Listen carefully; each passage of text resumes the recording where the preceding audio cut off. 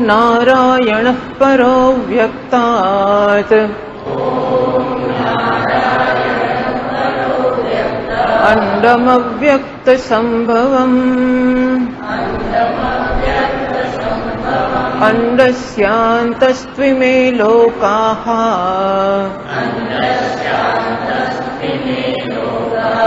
सप्तद्वीपा च मेदिनी।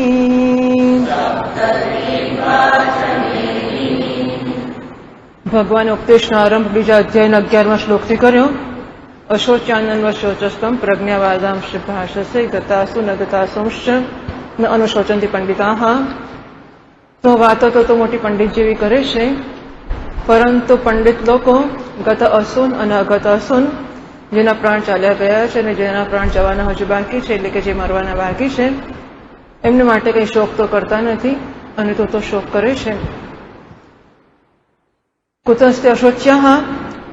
જો અર્જુન પૂછે કે એવું શાથી કે આ લોકો શોકને યોગ્ય નથી, તો જવાબમાં ભગવાન 12મા શ્લોકમાં કહે છે, નત્વે વાહમ જાતુ નાસમ નત્વમ નેમે જનાધિપાહ ન ચૈવ ન ભવિષ્યામઃ સર્વે વયમતઃ પરમ.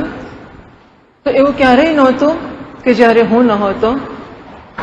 તો કદાચ અર્જુન કે ભગવાન આપ તો કંઈક વિશેષ છો એટલે બને કે આપ નહોતા એવું ના હોય, કે ના તું પણ એવો જ છે કે ક્યારેય તું નહોતો એવું નહીં, કે હું તમારો ખાસ મિત્ર છે એવું હોઈ શકે, કે ના એવું પણ નથી. ન ઇમે જનાધિપાહ, બધા રાજાઓ પણ ક્યારેય નહોતા એવું નહોતું. અર્થાત હું પણ હંમેશા હતો, તું પણ હંમેશા હતો, આ બધા રાજાઓ પણ હંમેશા હતા જ. એટલું જ નહીં, ન ચ એવ ન ભવિષ્યામઃ, અને અતઃ પરમ, આજ પછી ક્યારેય હું નહીં હોઉં અથવા તું નહીં હોય અથવા રાજાઓ નહીં હોય એવું નહીં હોય. એટલે કે હું પણ હંમેશા હતો, તું પણ હંમેશા હતો, બધા હંમેશા છે અને આ બધા પણ હંમેશા રહેવાના જ છે.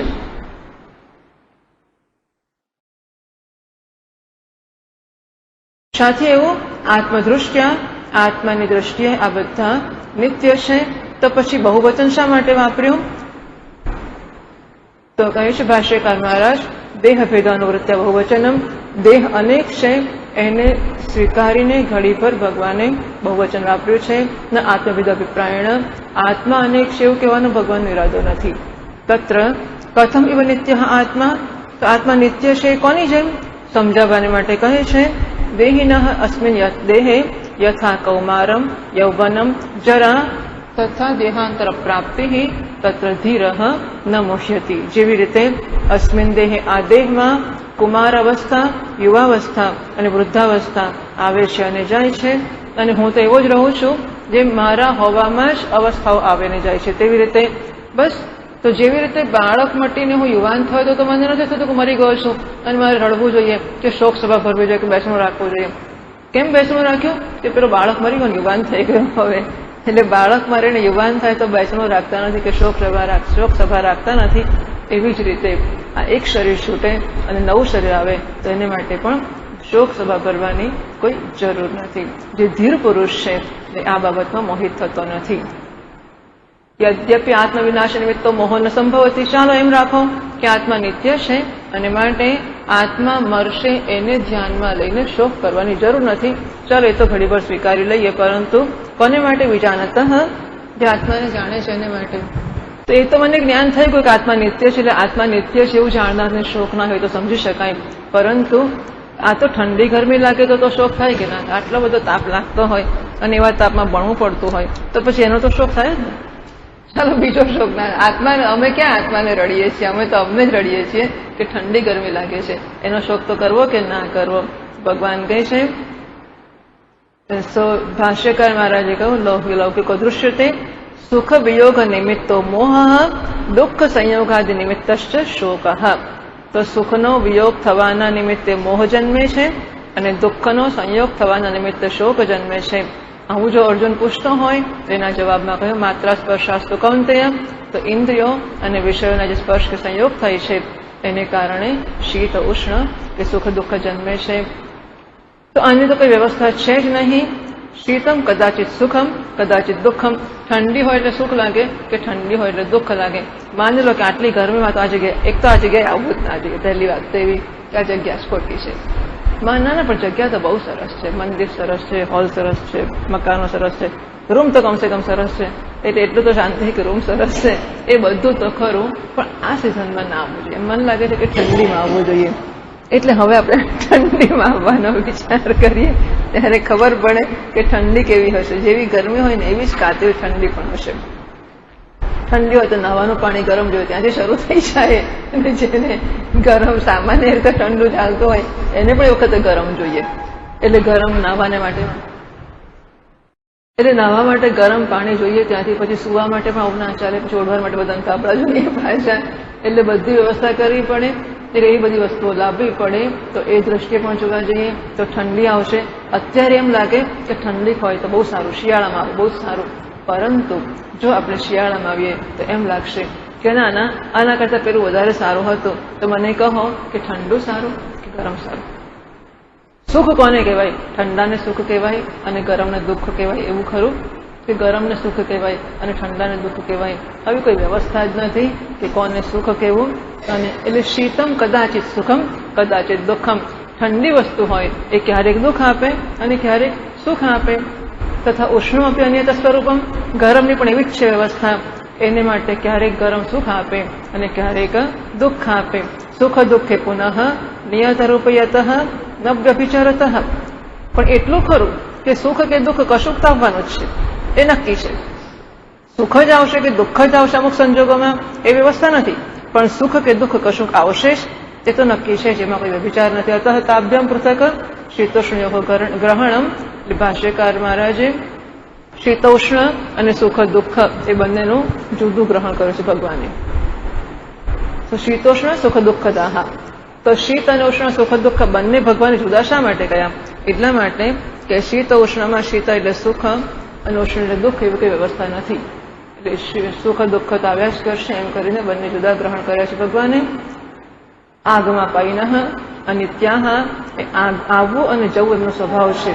ઠંડી ગમે છે માટે ઠંડીને ઠંડી જ રહે તેવું પણ નહીં બને, અને ગરમી ગમે છે માટે ગરમીને ગરમી જ રહે એ પણ નહીં બને. તો પછી ગરમી ના જ આવે અને ઠંડી જ રહે, ઠંડી ના જ આવે કે આવું નહીં જ બને.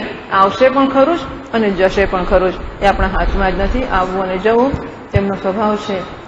આગમ અપાય, આગમ અને અપાય, આવવું અને જવું એ એમનો સ્વભાવ છે. તસ્માદ અનિત્યાહ, માટે અનિત્ય છે. ઉત્પત્તિ અને વિલય પામનાર જ. અતઃ તાન શીતોષ્ણાદીન તિતિક્ષસ્વ પ્રસહસ્વ. અને માટે અર્જુન આ શીતોષ્ણ છે એમને તો તિતિક્ષા કર, એમને સહન કર. સહન કરવું એટલે શું? મોડું ચડાઈને બેસી રહું, ક્યાં આવી પડ્યા ને કેટલો તાપ છે ને કેટલી ના, તે શું? હર્ષ વિષાદમ માકાર શ્રી. એમાં હર્ષ પણ ના કરીશ અને વિષાદ પણ ના કરીશ, જે છે તે આ જ છે. જાણે ગરમી વધી જતી હોય. અમદાવાદમાં 45 ડિગ્રી જ છે, મેં શું ફેર છે? જાણે 45 ડિગ્રી ટેમ્પરેચર છે જ, એટલે કંઈ વધારાની ગરમી છે એવું કશું નથી. પણ આ તમે લઈ આવ્યા ને અમને, એટલે કેટલા તાપમાન એવું બધું. તો સુખ દુઃખની આ જ અવસ્થા છે, શીતોષ્ણની આ જ અવસ્થા છે. એટલા માટે તિતિક્ષસ્વ પ્રસહસ્વ. શીતોષ્ણાદીન સહત પણ હું સહન તો કરી લઉં. બધા ફરિયાદ કરે છે, બધા તકલીફમાં છે અને બધા તાપમાંથી બચવા કશું કરે છે. અને હું તો હવે તમારી પાસે વેદાંત ભણું છું ને, તો હું સહન કરી લઉં માનો કે, અને હું કશી ફરિયાદ ના કરું, શીતોષ્ણને ચલાવી લઉં અને બધું સહન કરું, તો મને મળશે શું? આખરે એ તો ખરું જ ને કે જે કરું તેમાં મને કંઈક મળવું તો જોઈએ જ. તો મળશે શું જો હું શીતોષ્ણ સહન કરીશ તો? એટલે ભગવાન કહે છે, જો તને એવો પ્રશ્ન હોય કે શીતોષ્ણાદીન સહત કેમ સ્યાદ इति शृणु यम हि न व्यथयन्ति ते पुरुषं पुरुषार्षभ सम दुःख सुखम धीरम सह अमृतत्वाय कल्पते. એ આવી નાની નાની વસ્તુમાં હસતો ને રડતો નથી કે હર્ષ શોક કરતો નથી, એ અમૃતત્વને માટે લાયક બને છે. બાકી નાની નાની વસ્તુઓ, જે નાની વસ્તુમાં હસી પડે છે ને, એ નાની વસ્તુમાં રડી પણ પડે છે. અને એટલા માટે આવી વસ્તુઓ પર સુખ દુઃખના આધારો રખાયા જ નહીં. અને જ્યાં સહન કરવાનો અર્થ ભાઈ એવો નથી હોતો કે મોઢું ચડાવીને બેસી રહેવું.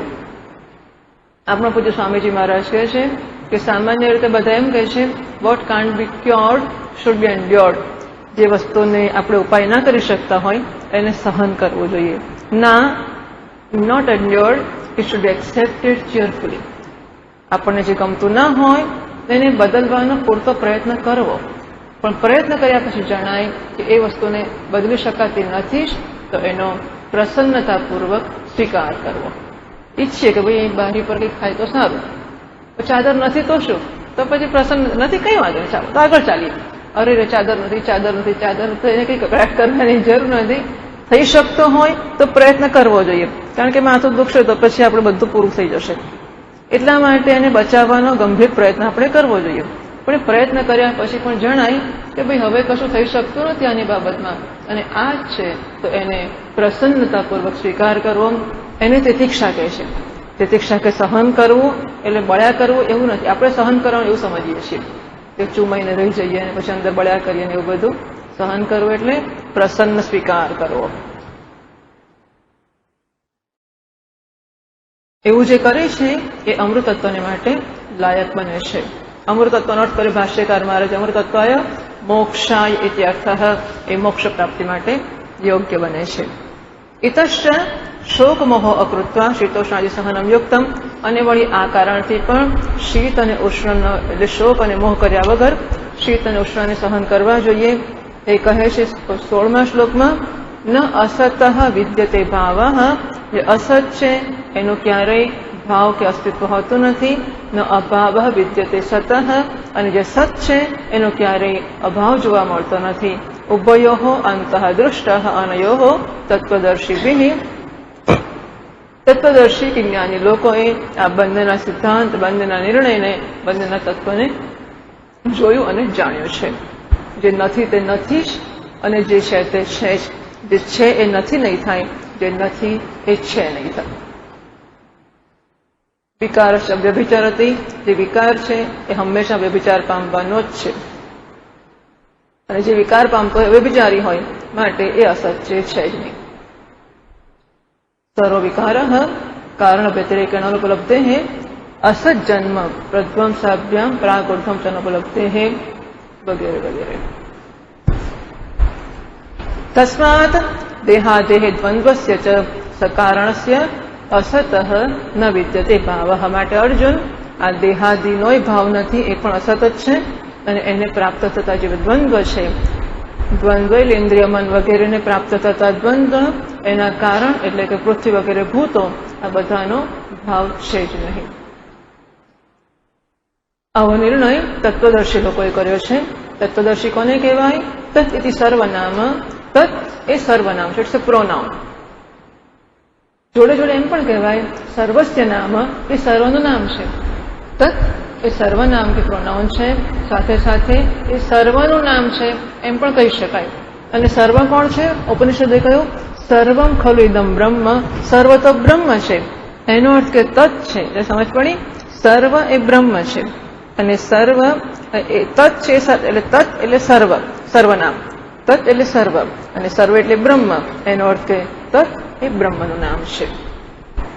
તો તત્વદર્શીભિઃ એટલે બ્રહ્મદર્શીભિઃ, જે બ્રહ્મનું દર્શન કરે છે, એના સ્વરૂપને જાણે છે, એ લોકો આમાં શોક અને મોહ પામતા નથી. એટલે મારે શું? ત્વમ અપી અર્જુન તત્વદર્શીના દૃષ્ટિમાં આશ્રિત્ય, તું પણ તત્વદર્શી લોકોની દૃષ્ટિનો આશ્રય કર.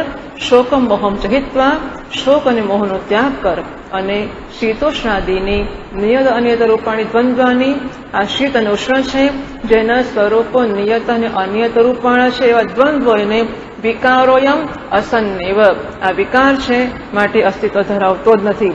જે વિકાર પામે છે એનું અસ્તિત્વ નથી, એનું કારણ અસ્તિત્વ ધરાવે છે. ઘડાનું અસ્તિત્વ નથી, માટીનું જ અસ્તિત્વ છે.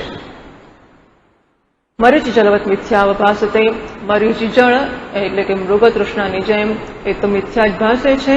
એટલે માનસી નિશ્ચિત તિતિક્ષસ્વ, એ તિતિક્ષા કર કે સહન કર, એટલે સમજ કે આ મિથ્યા છે, માટે એમાં સહન કરવા જેવું કશું છે જ નહીં. સહન કર્યું છે એટલે એમ નહીં કે તમે કહ્યું છે તમારો ઉપકાર કરવા માટે સહન કરું છું, એવી રીતે સહન કરવાની જરૂર નથી. તો સમજ કે મિથ્યા છે, અને મિથ્યા છે એમ સમજીને તું એને સ્વીકાર પ્રસન્નતાથી. કિમ પુનઃ તત્સત યત સદૈવ સર્વદા વસ્તી, એવી વસ્તુ છે જે સત છે, એટલે કે હંમેશા છે જ. 17મા શ્લોકમાં કહે છે અવિનાશી તુ તદ્વિદ્ધિ યેન સર્વમિદં તતમ વિનાશમ અસ્ય અવ્યયસ્ય કશ્ચિત કર્તુમ ન અર્હતિ. એ જે તે છે એને તો અવિનાશી જાણ, જેના વડે આ સમગ્ર વિશ્વ કે સમગ્ર અસ્તિત્વ વ્યાપ્ત છે. અસ્ય અવ્યયસ્ય વિનાશમ કરતો ન કશ્ચિત અર્હતિ. આ અવ્યયનો વિનાશ કરવાની કોઈની યોગ્યતા નથી. નિરવયત્વાત, કારણ કે નિરવયવ છે. દેહાદિવત તો નૈત સદાખ્યમ બ્રહ્મસ્તેન રૂપેણ વ્યયતિ. આ વ્યય છે ને બે પ્રકારનો કહેવામાં આવતો હોય છે. એક સાવશેષ નાશ અને બીજો નિરવશેષ નાશ. તે નાશ થયા પછી કંઈક રેસિડ્યુ કે અવશેષ રહી જાય એ સાવશેષ નાશ છે. નિરવશેષ નાશ, નાશ પછી કશું રહી જતું ના હોય. તો જેમ કે ઘડાનો માટીમાં નાશ થઈ જતો હોય એ એક પ્રકારનો નાશ છે, અને દેવદત્ત ધનવાન છે એના ધનનો નાશ થઈ જતો હોય એ બીજા પ્રકારનો નાશ છે. ધની દેવદત્ત, ધનવાન દેવદત્તનું બધું ધન ચાલ્યું ગયું ત્યારે આપણે એમ કહીએ કે પેલો ધનવાન દેવદત્ત ક્યાં રહે છે? અરે એ તો મરી ગયો. દેવદત્ત જીવે છે છતાં આપણે કહીએ છીએ કે ધનવાન દેવદત્ત મરી ગયો. માણસ પોતે પણ કહે, પૈસા એને બહુ જતા રહ્યા કે ચોરાઈ ગયા કે લૂંટાઈ ગયા, અરે હું તો મરી ગયો. તો તું તો જીવે છે, મર્યો તો બોલે કેવી રીતે છે? ને એમ નહીં, મારા બધા પૈસા જતા રહ્યા એટલે હું ધનવાન હતો એમ મારી ઓળખાણ હતી. એ ધનવાન ગયો તો દેવદત્ત રહ્યો, છતાં ધનવાન દેવદત્ત ગયો એને નાશ કહેવાય છે. તો ધની દેવદત્ત એને સાવશેષ નાશ, અવશેષ સાથેનો નાશ તેવી રીતે ઓળખાય છે. આ બ્રહ્મ છે એનો નિરવશેષ કે સાવશેષ બંને પ્રકારનો નાશ જોવા મળતો નથી. કિમ પુનસ્તત અસત, એટલે કે બ્રહ્મ સત છે જેનો ક્યારેય અભાવ નથી. તો અસત કઈ વસ્તુ છે જેનો અભાવ છે ને ક્યારેય ભાવ નથી? અંતવંતે મે દેહ નિત્યસ્યુક્ત શરીરેણ. આ શરીરી જે બ્રહ્મ છે એના આ બધા દેહો છે એને અનિત્ય કહેવામાં આવ્યા છે. અનાશિન અપ્રમેયસ્ય, જે પરમાત્મા કે બ્રહ્મ અનાશી છે, અપ્રમેય છે, નિત્ય છે, એના આ બધા જે શરીરો છે એ બધા નાશ પામનારા જ છે. આત્મા સત છે એનો ક્યારેય નાશ નથી, અને આ શરીરો છે એ અસત જ છે, એમનો ક્યારેય ભાવ નથી. સ્વપ્ન દેહાદિ વચ્ચે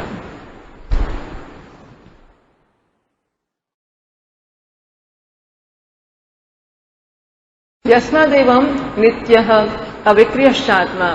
અર્જુન, કારણ કે આ આત્મા નિત્ય છે, અવિક્રિય છે, તસ્માદ, એટલે હું તો ઘેર જતો રહું. હવે અર્જુનનો પ્રશ્ન એટલો કે હવે આ આત્મા નિત્ય જ છે, મરવાનું નથી, શરીર અનિત્ય જ છે, તો પછી શેના માટે યુદ્ધ કરો? એટલે હું ઘેર જતો રહું? કે ના ના, તસ્માદ યુદ્ધાય યુદ્ધાદ ઉપરમા માકાર્ષિ, માટે તો યુદ્ધમાંથી ઉપરામ ન પામીશ, યુદ્ધ તો કરશ. નહીં અત્ર યુદ્ધ કર્તવ્યતા વિધીયતે. તો આ એક મહાન વિરોધ ગીતાની બાબતમાં લોકોને જન્મે છે, અથવા ના જન્મતો હોય તો વિદ્વાનો વડે જન્માવવામાં આવે છે કે ભગવદ્ ગીતા હિંસાનો ઉપદેશ આપે છે, ભગવદ્ ગીતા યુદ્ધનો ઉપદેશ આપે છે, ભગવદ્ ગીતા કર્મ કરવાનો ઉપદેશ આપે છે. એવું સમજવાને માટેના મુખ્ય કારણો આ છે. તસ્માદ યુદ્ધસ્વ ભારત, માટે તો યુદ્ધ કર. આમ સ્પષ્ટ ભગવાનના પોતાના શ્રીમુખથી ઉચ્ચારાયેલું વાક્ય છે કે તું યુદ્ધ કર. તો એનો અર્થ એવો તો થયો જ ને કે ગીતા યુદ્ધનો ઉપદેશ આપે છે. તસ્માદ યુદ્ધસ્ય, યુદ્ધસ્વ, અને આત્માનો ઉપદેશ આપે છે ત્યાં કે છે યુદ્ધ કર. એનો અર્થ કે ગીતા યુદ્ધ કરાવવાને માટે છે અથવા કર્તવ્યનું પાલન કરાવવા માટે છે કે ના ના, નહીં અત્ર યુદ્ધ કર્તવ્યતા વિધીયતે. ભાષ્યકાર મહારાજ કહે છે કે અહીં યુદ્ધની કર્તવ્યતાનું વિધાન કરવામાં આવતું નથી. તો શું કરવામાં આવે છે? યુદ્ધે પ્રવૃત્ત એવ હિ અસૌ. તો યુદ્ધ કરવાને માટે અર્જુન ભગવાનને બોલાવવા ગયો હતો કે ભગવાન અર્જુનને બોલાવવા ગયા હતા? યુદ્ધ માટે કોને કોને બોલાવેલા? અર્જુન ગયો હતો ને. ભગવાન નહોતો કે ચાલ આપણે યુદ્ધ કરીએ. ભગવાન તો નિરાંતે દ્વારિકાની અંદર શયન કરી રહ્યા હતા પોતાના પલંગમાં. અર્જુન પહોંચી ગયો હતો કે ચાલો મારે યુદ્ધ કરીએ. તો અર્જુન યુદ્ધ કરવા આવ્યો હતો ભગવાનને લઈને, અને યુદ્ધ કરવા માટે જ્યારે યુદ્ધ ક્ષેત્રમાં આવી ગયો, બધી બાજુ સૈન્યના રણશંગાઓ ફૂંકાઈ ગયા છે અને યુદ્ધની તૈયારી છે, ત્યારે એકાએક અર્જુન યુદ્ધ કરતો અટકી ગયો. તો જે અર્જુન યુદ્ધ કરવા નીકળ્યો છે અને નીકળતા પહેલા હી જસ્ટિફાઈડ, એના મનમાં એ પણ સ્પષ્ટતા છે કે હું યુદ્ધ કરું છું તો યોગ્ય છે. કરું કે ના કરું એવી પણ ચિંતા નહોતી. એ સ્પષ્ટ જ છે કે યુદ્ધ કરવું જ પડે. મારાથી થઈ શકશે કે નહીં એવી પણ ચિંતા નથી. હું યુદ્ધ કરી શકીશ, હું જીતીશ કે હારીશ. અર્જુનને વળી જીતવા હારવાનો પ્રશ્ન હોય કોઈ દાડો? હજુ હમણાં તો થોડા વખત પહેલા વિરાટ રાજાને ત્યાં યુદ્ધ કર્યું છે અને એકલા અર્જુને આખા કૌરવોના સૈન્યને ભગાડી મૂક્યો છે. વિરાટ રાજાની બધી ગાયોને વાળી લાવ્યો છે અર્જુન. અર્જુનના મનમાં એવી ચિંતા હોય કે કૌરવો મને મારી નાખશે કે મારું શું થશે, યુદ્ધમાં જીતીશ કે હારીશ, યુદ્ધ કરવું એ સાચું તો કેમ એ વખત વિચાર ના આવ્યો કે યુદ્ધ કરવું એ બરાબર કહેવાય કે નહીં? ગાયોને લઈ જતા હોય એટલે પાછી લાવવી જ પડે ગાયોને. એટલે અર્જુનને યુદ્ધ કરવું કે ના કરવું આવા કોઈ પ્રશ્નો જ નથી. એવો અર્જુન જે પોતાના ઉત્સાહથી, પોતાની ઈચ્છાથી અને પોતાના સમર્થનથી વિવેકપૂર્વક, સમજપૂર્વક યુદ્ધ કરવા નીકળ્યો છે, એ અર્જુન એકાએક યુદ્ધ કરતો અટકી ગયો હતો. કેમ અટકી ગયો હતો? કારણ કે જેમ માણસ ચાલતો હોય, જતા જતા એ દોડતો જતો હતો, રસોડામાં જમવાનું પૂરું થઈ જવાનું છે, દોડો ને તો છેલ્લામાં છેલ્લી થાળી નહીં મળે આપણને, ત્યારે દોડતો માણસ હતો અને એકાએક અટકી ગયો. તો શાથી અટકી ગયો? એના પગમાં કંઈક કાંટો વાગ્યો. હવે કોઈ માણસ રસ્તામાં આવ્યો, એનો કાંટો કાઢી આપ્યો અને પછી એને કહ્યું કે જા બેટા દોડ. તો શું એ દોડ્યો? એ પેલા માણસે કહ્યું માટે દોડ્યો, અને એને ના કહ્યું હોત તો એ ના દોડ્યો હોત. બરાબર છે? જે માણસ કોઈક જગ્યાએ જઈ જ રહ્યો છે, એના પગમાં કાંટો વાગ્યો એટલે અટક્યો છે, અને કોઈએ એનો કાંટો કાઢી આપ્યો અને કહ્યું કે જા હવે દોડ. તો શું એવું છે કે એને સૂચના આપી કે વિધાન કર્યું કે હવે તું દોડ, એટલે આ માણસનું કામ એક જ છે કે લોકોને દોડાવવા? એવું છે કામ એનું? એને ના કહ્યું હોત તો પણ અર્જુન એ માણસ દોડવાનો જ હતો. માત્ર કાંટો તો વિઘ્ન હતો, એ વિઘ્ન દૂર થયું. જે કામ કરવાનો એણે આરંભ કર્યો હતો, એ કામની આડે આવેલો વિઘ્ન એ દૂર, ઘડીભર અટકી ગયો, કારણ કે પેલું વિઘ્ન હતું. જેવું વિઘ્ન દૂર થયું એ વળી પાછો પોતાને કામે લાગી ગયો. એમ અર્જુન યુદ્ધ કરવા નીકળ્યો જ હતો. આ શોક અને મોહરૂપી વિઘ્ન કે કાંટો એના મનમાં પેસી ગયો હતો, અને ભગવાનને એમ કે આટલું કીધું એટલે મટી ગયું હશે. હા, ભગવાનને ખબર નહીં કે અર્જુન એટલે કોણ. ભગવાન એવું લાગ્યું હશે કે આ નચિકેતા છે, એવું હશે ભગવાનને. એટલે પહેલા શ્લોકમાં અશોચાનન વશોચઃ, ગીતાનો ઉપદેશ તો આટલો જ થઈ જાય. અશોચાનન વશોચઃ, ગીતા પૂરી થઈ ગઈ. ભગવાનને એમ કે આટલામાં સમજ પડી જશે એને, તો અર્જુનને ના પડી. હવે શું? એટલે પાછો ઉભો રહ્યો. એટલે શાસ્ત્રોની પ્રક્રિયા એવી હોય છે કે ઉત્તમ અધિકારીને ધ્યાનમાં રાખીને ઉપદેશનો આરંભ કરવામાં આવે છે. કારણ કે કોઈ ઉત્તમ અધિકારી હોય અને રખે ને એને જ્ઞાન થઈ જાય અશોચાનન વશોચઃ, તો એને બાકાના 17-16 અધ્યાય સાંભળવા ના પડે ને, એને છૂટી મળી જાય, એ જોતો રહે. એટલા માટે પછી ખબર પડી કે આમ તો સમજ જ નથી પડતી, જોયા કરે છે કે શું કરું. માત્ર પેલું અશોચાનન વશોચસ્તમ પ્રજ્ઞાવાદાંશ ભાષશે ગતાસુ ન ગતાસંશ, એટલે ભગવાનનું પંડિત નહીં, હું તો પંડિત જ છું ને. એટલે પછી ધીમે ધીમે નીચે આવે માત્રા સ્પર્શાસ્તુ કૌંતેય શીતોષ્ણ સુખ દુઃખદાહ આગમા પાયિનઃ અનિત્યાહ. એને આત્મામાં સમજ ના પડતી હોય તો કંઈ નહીં, ત્યારે સહન કર, બીજું શું કરીશ. આમ ઉત્તમ અધિકારીથી ઉપદેશનો આરંભ કરવામાં આવે છે. પછી જો એને ગ્રહણ ના કરી શકે તો ધીમે ધીમે પછી નીચે ઉતરવામાં, પછી કર્મયોગ ને પછી બધી વસ્તુઓ ચાલશે. એટલા માટે ભગવાનને એમ કે આટલામાં સમજ પડી ગઈ હશે એને, એટલે કહું માટે તો યુદ્ધ કરવાનું શરૂ કરી દે હવે, જા તસ્માદ યુદ્ધસ્વ. એટલે યુદ્ધ કર્તવ્યતાના વિધિ હતી, યુદ્ધે પ્રવૃત્ત એવ અસૌ, યુદ્ધને માટે અર્જુન પ્રવૃત્ત થયેલો જ હતો.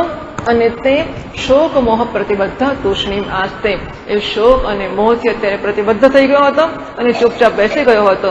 નયોચ્છેતિ ગોવિંદ મુક્ત તૂષ્ણીમ બભુવઃ, યુદ્ધ નહીં કરો એમ કરીને એ ચૂપચાપ બેસી ગયો હતો. અતઃ તસ્ય કર્તવ્ય પ્રતિબંધ અપનયન માત્રમ ભગવતા ક્રિયતે, ભગવાન તો માત્ર એ પોતાનું કર્તવ્ય કરવા જઈ રહ્યો હતો, અને એમાં જે પ્રતિબંધ આવ્યો હતો શોક અને મોહરૂપી, એ પ્રતિબંધની નિવૃત્તિ માત્ર કરે છે ભગવાન. ભગવાન અર્જુનને યુદ્ધ કરવાનું કહેતા નથી. એનો અર્થ કે કોઈક સાધક હોય અને એ સંન્યાસ લેવા જઈ રહ્યો હોય, અને એ વખત રસ્તામાં જતા જતા એને કંઈક તકલીફ ઊભી થઈ જાય, તો એનો અર્થ એવો થયો કે સંન્યાસ લેવાનું કહ્યું? ના, એ લેવાનો જ હતો. તો એવું કહેવાય કે ગીતા સંન્યાસનો ઉપદેશ આપે છે. માનો કે એવા માણસનો ઉપદેશ અપાયો હોય, કોઈ માણસ લગ્ન કરવા જતો હોય અને રસ્તામાં એને કંઈક મુશ્કેલી પડી ગઈ અને લગ્ન કરવા ન જઈ શક્યો, અટકી ગયો, પછી મુશ્કેલી દૂર કરવામાં આવી અને કહ્યું કે જા હવે તો લગ્ન કરવા જા, કશો વાંધો નથી. તો ગીતા લગ્નનો ઉપદેશ આપે છે. એટલે ગીતા કે મહાત્મા કોઈ ઉપદેશ આપતા જ નથી. જે માણસ જે કરવા જઈ રહ્યો છે એમાં આવેલું વિઘ્ન જ ખાલી દૂર કરી આપે છે. અને એમ કરીને અર્જુનને યુદ્ધને માટે જાણે કે પ્રેરે છે. તસ્માત લખે છે ભાષ્યકાર મહારાજ, કર્તવ્ય પ્રતિબંધ અપનયન માત્રમ ભગવતા ક્રિયતે તસ્માત યુદ્ધસ્વતિ અનુવાદ માત્રમ ન વિધિ. યુદ્ધસ્વ યુદ્ધ કર. આમ યુદ્ધસ્વ એ આજ્ઞાર્થના રૂપની દૃષ્ટિ, યુદ્ધ ધાતુનું આજ્ઞાર્થનું રૂપ થયું. એના આધારે એમ દેખાય કે યુદ્ધસ્વય વિધિ છે કે આજ્ઞા છે, પણ ના, એ આજ્ઞા નથી, અનુવાદ માત્ર. ભગવાનના કયા વગર પણ જે થવાનું જ હતું એનું માત્ર ભગવાને તો અનુકથન કે રીસ્ટેટમેન્ટ કર્યું છે. 19મા શ્લોકને આગળ કહે છે, શોક મોહાદિ સંસાર કારણ નિવૃત્ત્યર્થમ ગીતાશાસ્ત્રમ. અને માટે ગીતાશાસ્ત્રનું તાત્પર્ય શું છે?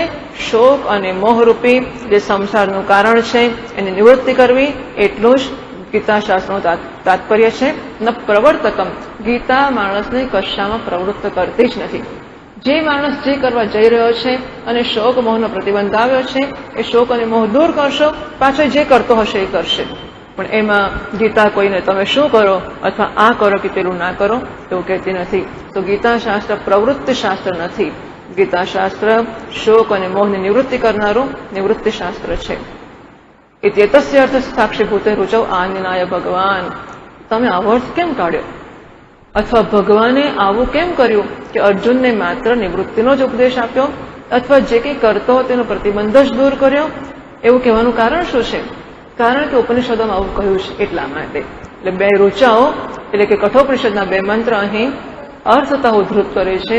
ઉપનિષદના મંત્રો શબ્દતઃ ઉદ્ધૃત ના કરાય, કારણ કે ઉપનિષદમાં સ્ત્રી અને શૂદ્રનો અધિકાર નથી એટલા માટે. એટલે ઉપનિષદના મંત્રો સ્ત્રીઓ વાંચી ના શકે, પણ એમાં થોડા ફેરફાર કરીને જુદું કરી નાખે પછી અધિકાર પ્રાપ્ત થઈ જાય. એટલે બીજા સ્મૃતિશાસ્ત્રો, પુરાણશાસ્ત્રો વગેરે છે તે ઉપનિષદના મંત્રોને જરા ફેરફાર સાથે કોટ કરતા હોય છે.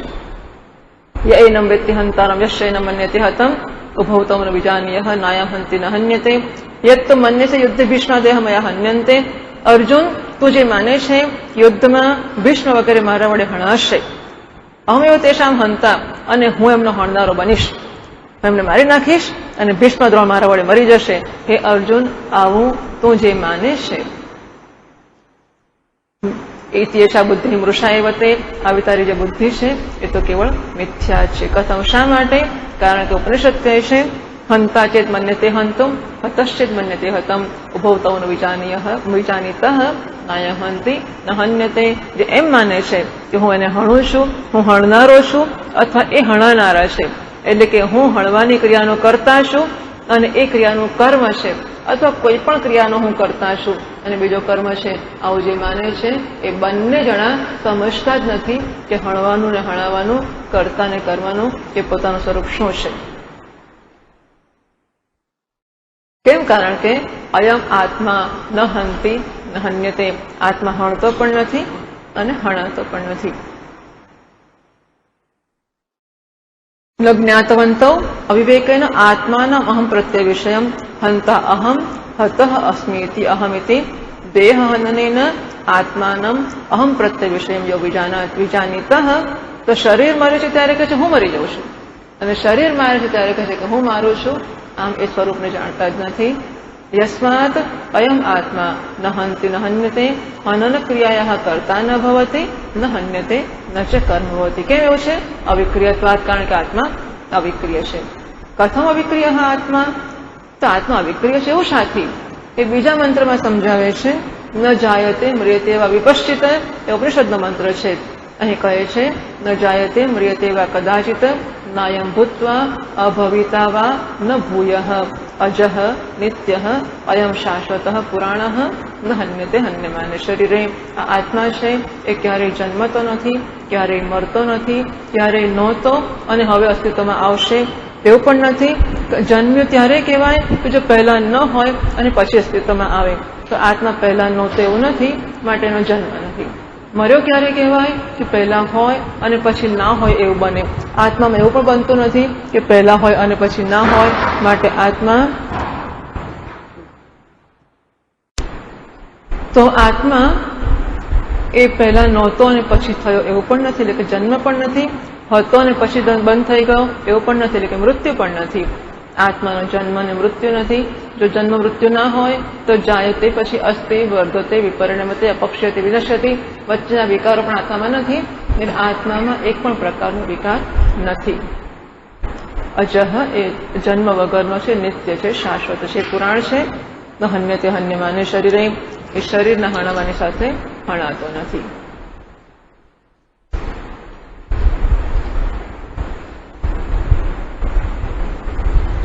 य एनं वेत्ति हन्तारम् इत्यनेन मन्त्रेण हनन क्रियायाः कर्ता कर्म च न भवति इति प्रतिज्ञाय आम आ मंत्रों आत्मा हणवानी क्रियानो कर्ता अने कर्म बनतो नथी ए प्रतिज्ञा करवामां आवी। हवे न जायते इत्यनेन अविक्रियत्वे हेतुम उक्त्वा हवे नथी जन्मतो ए कह्या पछी आत्मा अविकारी छेनुं शुं कारण छे एनी प्रतिज्ञा करवामां आवी। अने हवे प्रतिज्ञातम अर्थोपसंहरति एनो उपसंहार करता 21मा श्लोकमां कहे छे वेद अविनाशीनम नित्यम यह एनम अजम अव्ययम जे आ आत्माने अविनाशी नित्य अजय એટલે કે જન્મ વગરનો અને અવ્યય જાણે છે। સહ પુરુષઃ હે પાર્થ કથમ કમ ઘાતયતિ કમ હંતિ હે પાર્થ એવો જે માણસ છે એ કેવી રીતે અને કોને મારે છે અથવા કેવી રીતે અને કોના વડે મરાય છે। એ કોઈને મારતો પણ નથી અને મરી શકતો પણ નથી। સવિશિષ્ટસ્ય ચ વિદુષઃ કર્મ આક્ષેપ વચનાत् કથમ સ પુરુષઃ એ કોઈની હત્યા કરી શકે। તસ્માત વિશિષ્ટસ્ય અવિક્રિય આત્મદર્શિન વિદુષઃ। ભાષ્યકારમાં જ આગળ કહ્યું હતું કે તત્ર તત્ર દર્શયિષ્યામઃ જ્યાં જ્યાં જરૂર પડશે ત્યાં ત્યાં બતાવતા રહીશું કે સર્વ કર્મ સંન્યાસ પૂર્વકની આત્મજ્ઞાન નિષ્ઠા જ મુક્તિનું સાધન છે। એ ભાષ્યકારમાં જ્યાં જ્યાં તક મળે ત્યાં ત્યાં ઉમેરી દે છે। તસ્માત વિશેષિતસ્ય અવિક્રિય આત્મદર્શિનઃ વિદુષઃ અને માટે આત્મા અવિક્રિય છે એવું દર્શન આત્માનો જે જાણે છે તેવો જે વિદ્વાન છે પણ એ તો વિદ્વાન છે એની જુદી વાત છે। હું તો મુમુક્ષુ છું, હજુ મને ક્યાં જ્ઞાન થયું છે, મારે તો હજુ જ્ઞાન પ્રાપ્ત કરવાનું છે। મુમુક્ષોશ્ચ માત્ર વિદ્વાનનો જ નહીં, આવું જ્ઞાન પ્રાપ્ત કરવા ઈચ્છે છે તેવા મુમુક્ષોનો પણ સર્વ કર્મ સંન્યાસ એવ અધિકાર સર્વ કર્મોના સંન્યાસમાં જ એનો અધિકાર છે। સંન્યાસ એવ એટલે કે બીજા કશામાં અધિકાર નથી, એનો સંન્યાસમાં જ અધિકાર છે। અતઃ એવ ભગવાન નારાયણ સાંખ્યા વિદુષઃ અવિદુષશ્ચ કર્મિણ પ્રવિભજ્ય દ્વે નિષ્ઠે ગ્રાહયતિ અને માટે ભગવાન નારાયણ સાંખ્યો એટલે કે વિદ્વાનો અને વિદ્વાનો કર્મીઓ એનો વિભાગ કરીને બે નિષ્ઠાનું ગ્રહણ કરાવવાના છે। આગળ જઈને જ્ઞાન યોગેન સાંખ્યાનામ કર્મયોગેન યોગિનામ તથા ચ આહ પુત્રાય આહ ભગવાન વ્યાસઃ અને મહાભારતમાં બીજી જગ્યાએ પણ વેદવ્યાસજીએ પોતાના પુત્રને કહ્યું છે સ્વયં કે સંન્યાસ અને કર્મ આ બે માર્ગ છે, બે વિભાગ છે, પણ બંને વિકલ્પ નથી। કર્મ કરવા એ કર્મના ત્યાગનું સાધન છે અને કર્મનો ત્યાગ છે એ જ્ઞાનનું સાધન છે। તો કર્મ કરવું કે કર્મ ના કરવું એવો કોઈ વિકલ્પ નથી। કોણ કયા પ્રકારનો અધિકારી છે એના આધારે આ અધિકારીત્વ નક્કી થાય છે।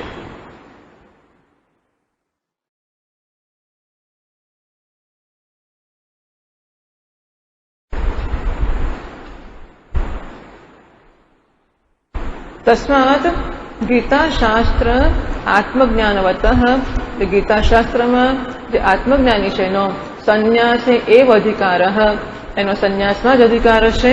ન કર્મણીતિ કર્મમાં નહિતિ તત્ર તત્ર ઉપરિષ્ટાત આત્મજ્ઞાન પ્રકરણે દર્શયિષ્યામઃ।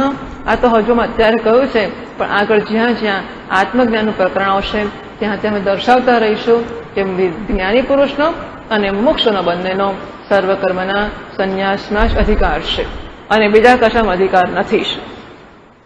પ્રકૃતમ તો વક્ષ્યામઃ એ બાકી રાખીએ છીએ, આગળ આવશે ત્યારે ચર્ચા કરીશું। અત્યારે તો હવે જે ચર્ચાનો વિષય હતો એની વાત આગળ ચલાવીએ છીએ। તત્ર આત્મનઃ અવિનાશિત્વમ પ્રતિજ્ઞાતમ આત્મા અવિનાશી છે એવી જે પ્રતિજ્ઞા કરવામાં આવી હતી તત્કિમિવ આત્મા કોની જેમ અવિનાશી છે, કેવી રીતે અવિનાશી છે એ સમજાવતા 22મા શ્લોકમાં કહ્યું પાસાંત જીર્ણાની યથા વિહાય નવાની ગૃહ્ણાતિ નરોપરાણી તથા શરીરાણી જીર્ણાની વિહાય અન્યાની સંયાતિ નવાની દેહે। જેવી રીતે મનુષ્ય પોતાના જૂના વસ્ત્રો ઉતારે છે અને બીજા અને નવાની અને અપરાણી એના ધોઈને નહીં, નવાની અને અપરાણી નવા અને બીજા વસ્ત્રો જેવી રીતે મનુષ્ય ગ્રહણ કરે છે તથા તેવી રીતે જીર્ણાની શરીરાણી વિહાય તેવી રીતે જીર્ણ શરીરોને છોડીને દેહી અન્યાની નવાની સંયાતિ।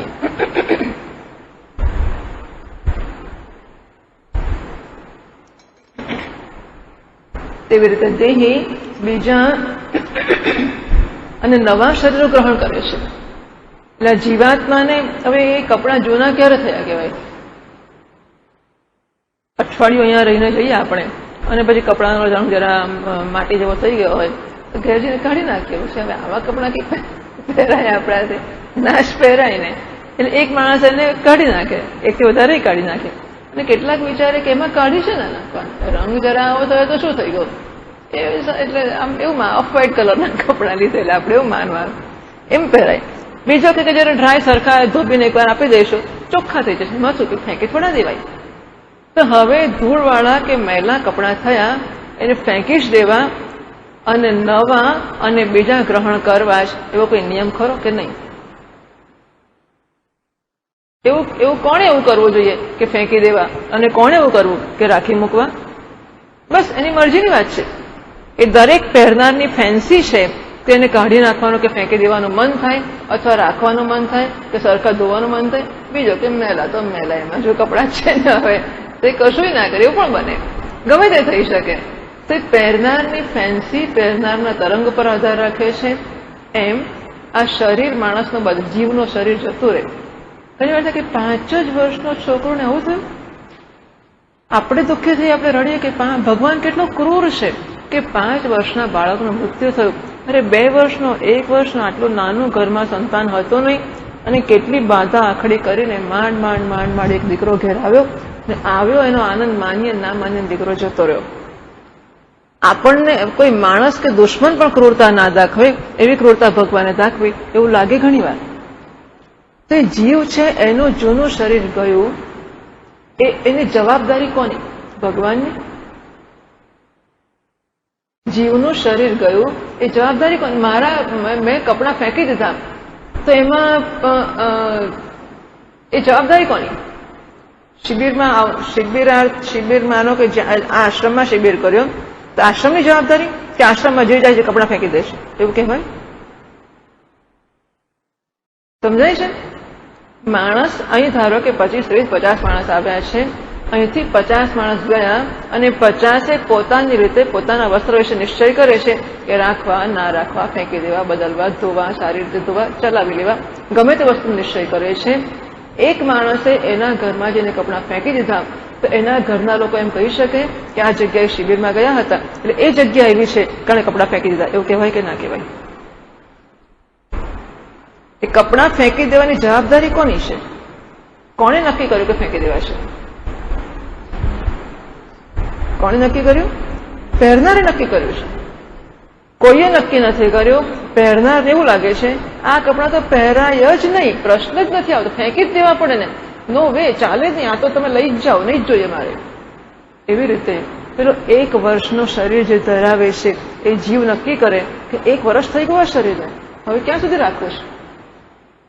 જે જીવને એવું થાય 1 વર્ષ થઈ ગયું આ શરીરને, હવે શરીર વધારે ના ચલાવાય, અને શરીરને લાત મારે, કિક ધ બકેટ, મોટા મારા શબ્દોમાં કિક ધ બકેટ, એટલે લાત મારીને શરીરને ફેંકી દે છે અને નવું શરીર લઈ આવે છે. તો એમાં ભગવાનને કે લેવા દેવા ખરી? ભગવાન શું કરે? તો જુઓ એનું કર્તૃત્વ. જેવી રીતે વાસાંસી જીર્ણાની નરહ ગૃહ્ણાતિ, નરહ જીર્ણાની વિહાય નવાની ગૃહ્ણાતિ. માણસ પોતે જૂના વસ્ત્રોનો ત્યાગ કરે છે અને નવા અને બીજા વસ્ત્રો ગ્રહણ કરે છે. એવી રીતે દેહી, આ દેહને ધારણ કરનારો જીવાત્મા છે, એ પણ જૂના વસ્ત્રોને, જૂના શરીરોને છોડે છે અને નવા અને બીજા શરીરો ધારણ કરે. એવું નથી કરતો ભગવાન એને જૂનું કાઢી લે છે અને નવું આપે છે, એવું કર્યું છે? એવું નથી કરતો ભગવાન, કશું નથી કરતો. જીવ પોતે નક્કી કરે છે કે આ શરીરમાં બહુ રહ્યા છીએ, હવે મારે નવું શરીર, નવું નક્કોર શરીર જોઈએ છે. એમાં આત્માને કે ભગવાનને કોઈ લેવા દેવા નથી. કસ્માત અવિક્રિય એવ, તો આત્મા વિક્રિય જ છે. એવું સાથે નૈનમ છિંદંતી શસ્ત્રાણી નૈનમ દહતી પાવક. આ આત્માને શસ્ત્રો છેદતા નથી, એને અગ્નિ બાળતો નથી, કારણ કે વસ્તુનો વિનાશ આ રીતે થઈ શકે. કોઈ કાપે એટલે વિનાશ થઈ જાય, શસ્ત્રોના કાપવાથી વિનાશ થાય, અગ્નિ બાળે તો વસ્તુનો નાશ થઈ જાય. પાણી ભીજવે તો ભીજાઈને બધું ડિસઇન્ટિગ્રેટ થઈ જાય, એટલે નાશ થઈ જાય, અથવા પવનથી શોષાઈ જાય અને બધું છૂટું પડી જાય, એમ નાશ થઈ જાય. તો કે છે આને તો આ પાંચમાનું કશું ચારમાનું અડકી શકતું જ નથી, એને શસ્ત્રો કાપી શકતા નથી, એને અગ્નિ બાળી શકતો નથી, એને પાણી ભીંજવી શકતું નથી, પવન એને શોષી શકતો નથી. અને માટે મરવાના કે નાશના જે કારણો હોય એ કોઈ કારણ આત્મામાં લાગુ પડતો નથી. કેમ એવું છે? યતઃ એવમ, આવું છે માટે અચ્છેદ્યયમ, કારણ કે એને છેદી કે કાપી કે બાળી શકાતો નથી, માટે આત્મા અચ્છેદ્ય, છેદી ન શકાય એવો છે. અદાહ્ય, બાળી ન શકાય એવો છે. અક્લેદ્ય, ભીજવી ન શકાય એવો છે. અશોષ્ય, પવનથી શોષી ન શકાય એવો છે. યસ્માત અન્યોન્ય નાશ હેતુની ભૂતાની એનમ આત્માનમ નાશયિતુમ ન ઉત્સહંતિ, જે બધા કારણો એકબીજાના નાશનું કારણ બને છે એ બધા આત્માના નાશનું કારણ નથી બની શકતા. તસ્માત નિત્ય, માટે આત્મા નિત્ય છે. નિત્યત્વાત સર્વગત, કારણ કે નિત્ય છે માટે સર્વગત છે. કારણ કે સર્વગત છે માટે સ્થાણુ સ્થિર છે. એતત સ્થિરત્વાત અચલ, સ્થિર છે માટે અચલ છે આત્મા. અતઃ સનાતન, અચલ છે માટે સનાતન છે, ચિરંતન છે. ન કારણાત કુતશ્ચિત નિષ્પન્ન અભિનવ ઇત્યર્થ, એ કોઈ કારણથી જન્મ્યો નથી. ને એતેષામ શ્લોકાના પૌનરુક્ત્યમ, છેલ્લા કેટલા શ્લોકોથી એક જ વાત કરે છે કે આત્મા જન્મતો નથી, મળતો નથી, નિત્ય છે. તો તમે એકની એક વાત ભગવાન ફરીથી કહ્યા કરો છો, એ કહેવાનું ખોટી પડ્યું છે માટે કહો છો? કેમ તમે આની આ વાત ફરીથી કહ્યા કરો છો? યતઃ એકેનૈવ શ્લોકેન આત્મનઃ નિત્યત્વમ અવિક્રિયત્વમ ચોક્તમ ન જાયતે મ્રિયતે, માં તમે કહી ચૂક્યા છો. તત્ર યદેવ આત્મવિષયમ કિંચિદ ઉચ્યતે, તો તમે આત્મા વિશે જે કંઈ કહ્યું છે તદેતસ્માત શ્લોકાર્થાત નતિરિચ્યતે, તો ન જાયતે મ્રિયતે શ્લોકમાં જે કહ્યું હતું એમાં જે કહ્યું એ જ વસ્તુ, એ જ અર્થ, બીજા શબ્દો ભલે વાપર્યા પણ અર્થ તો એનો એ જ કહ્યો છે તમે આ શ્લોકમાં પણ. કિંચિત શબ્દતઃ પુનરુક્તમ કિંચિત અર્થતઃ, ક્યાંક તો શબ્દો જ એના વાપર્યા છે, ક્યાંક અર્થ એનો વાપર્યો છે. એ તમે પુનરુક્તિ કરો છો કે છે ના દુર્બોધત્વાદ આત્મવસ્તુનઃ, આ આત્મવસ્તુ છે ને એ દુર્બોધ છે, એનું જ્ઞાન પ્રાપ્ત થવું ઘણું મુશ્કેલ છે. અતઃ પુનઃ પ્રસંગમ આપાદ્ય, વારંવાર પ્રસંગ ઉભો થાય ત્યારે કહે છે એવું નહીં, પ્રસંગ ઉભો કરીને ભગવાનને થાય કે આમ તો તરત જ્ઞાન થઈ ગયું કે હા ચાલો બસ પતી ગયું, હવે જતા રહીએ કે ના હજુ તો બીજો ક્લાસ છે, ભણવાનું છે.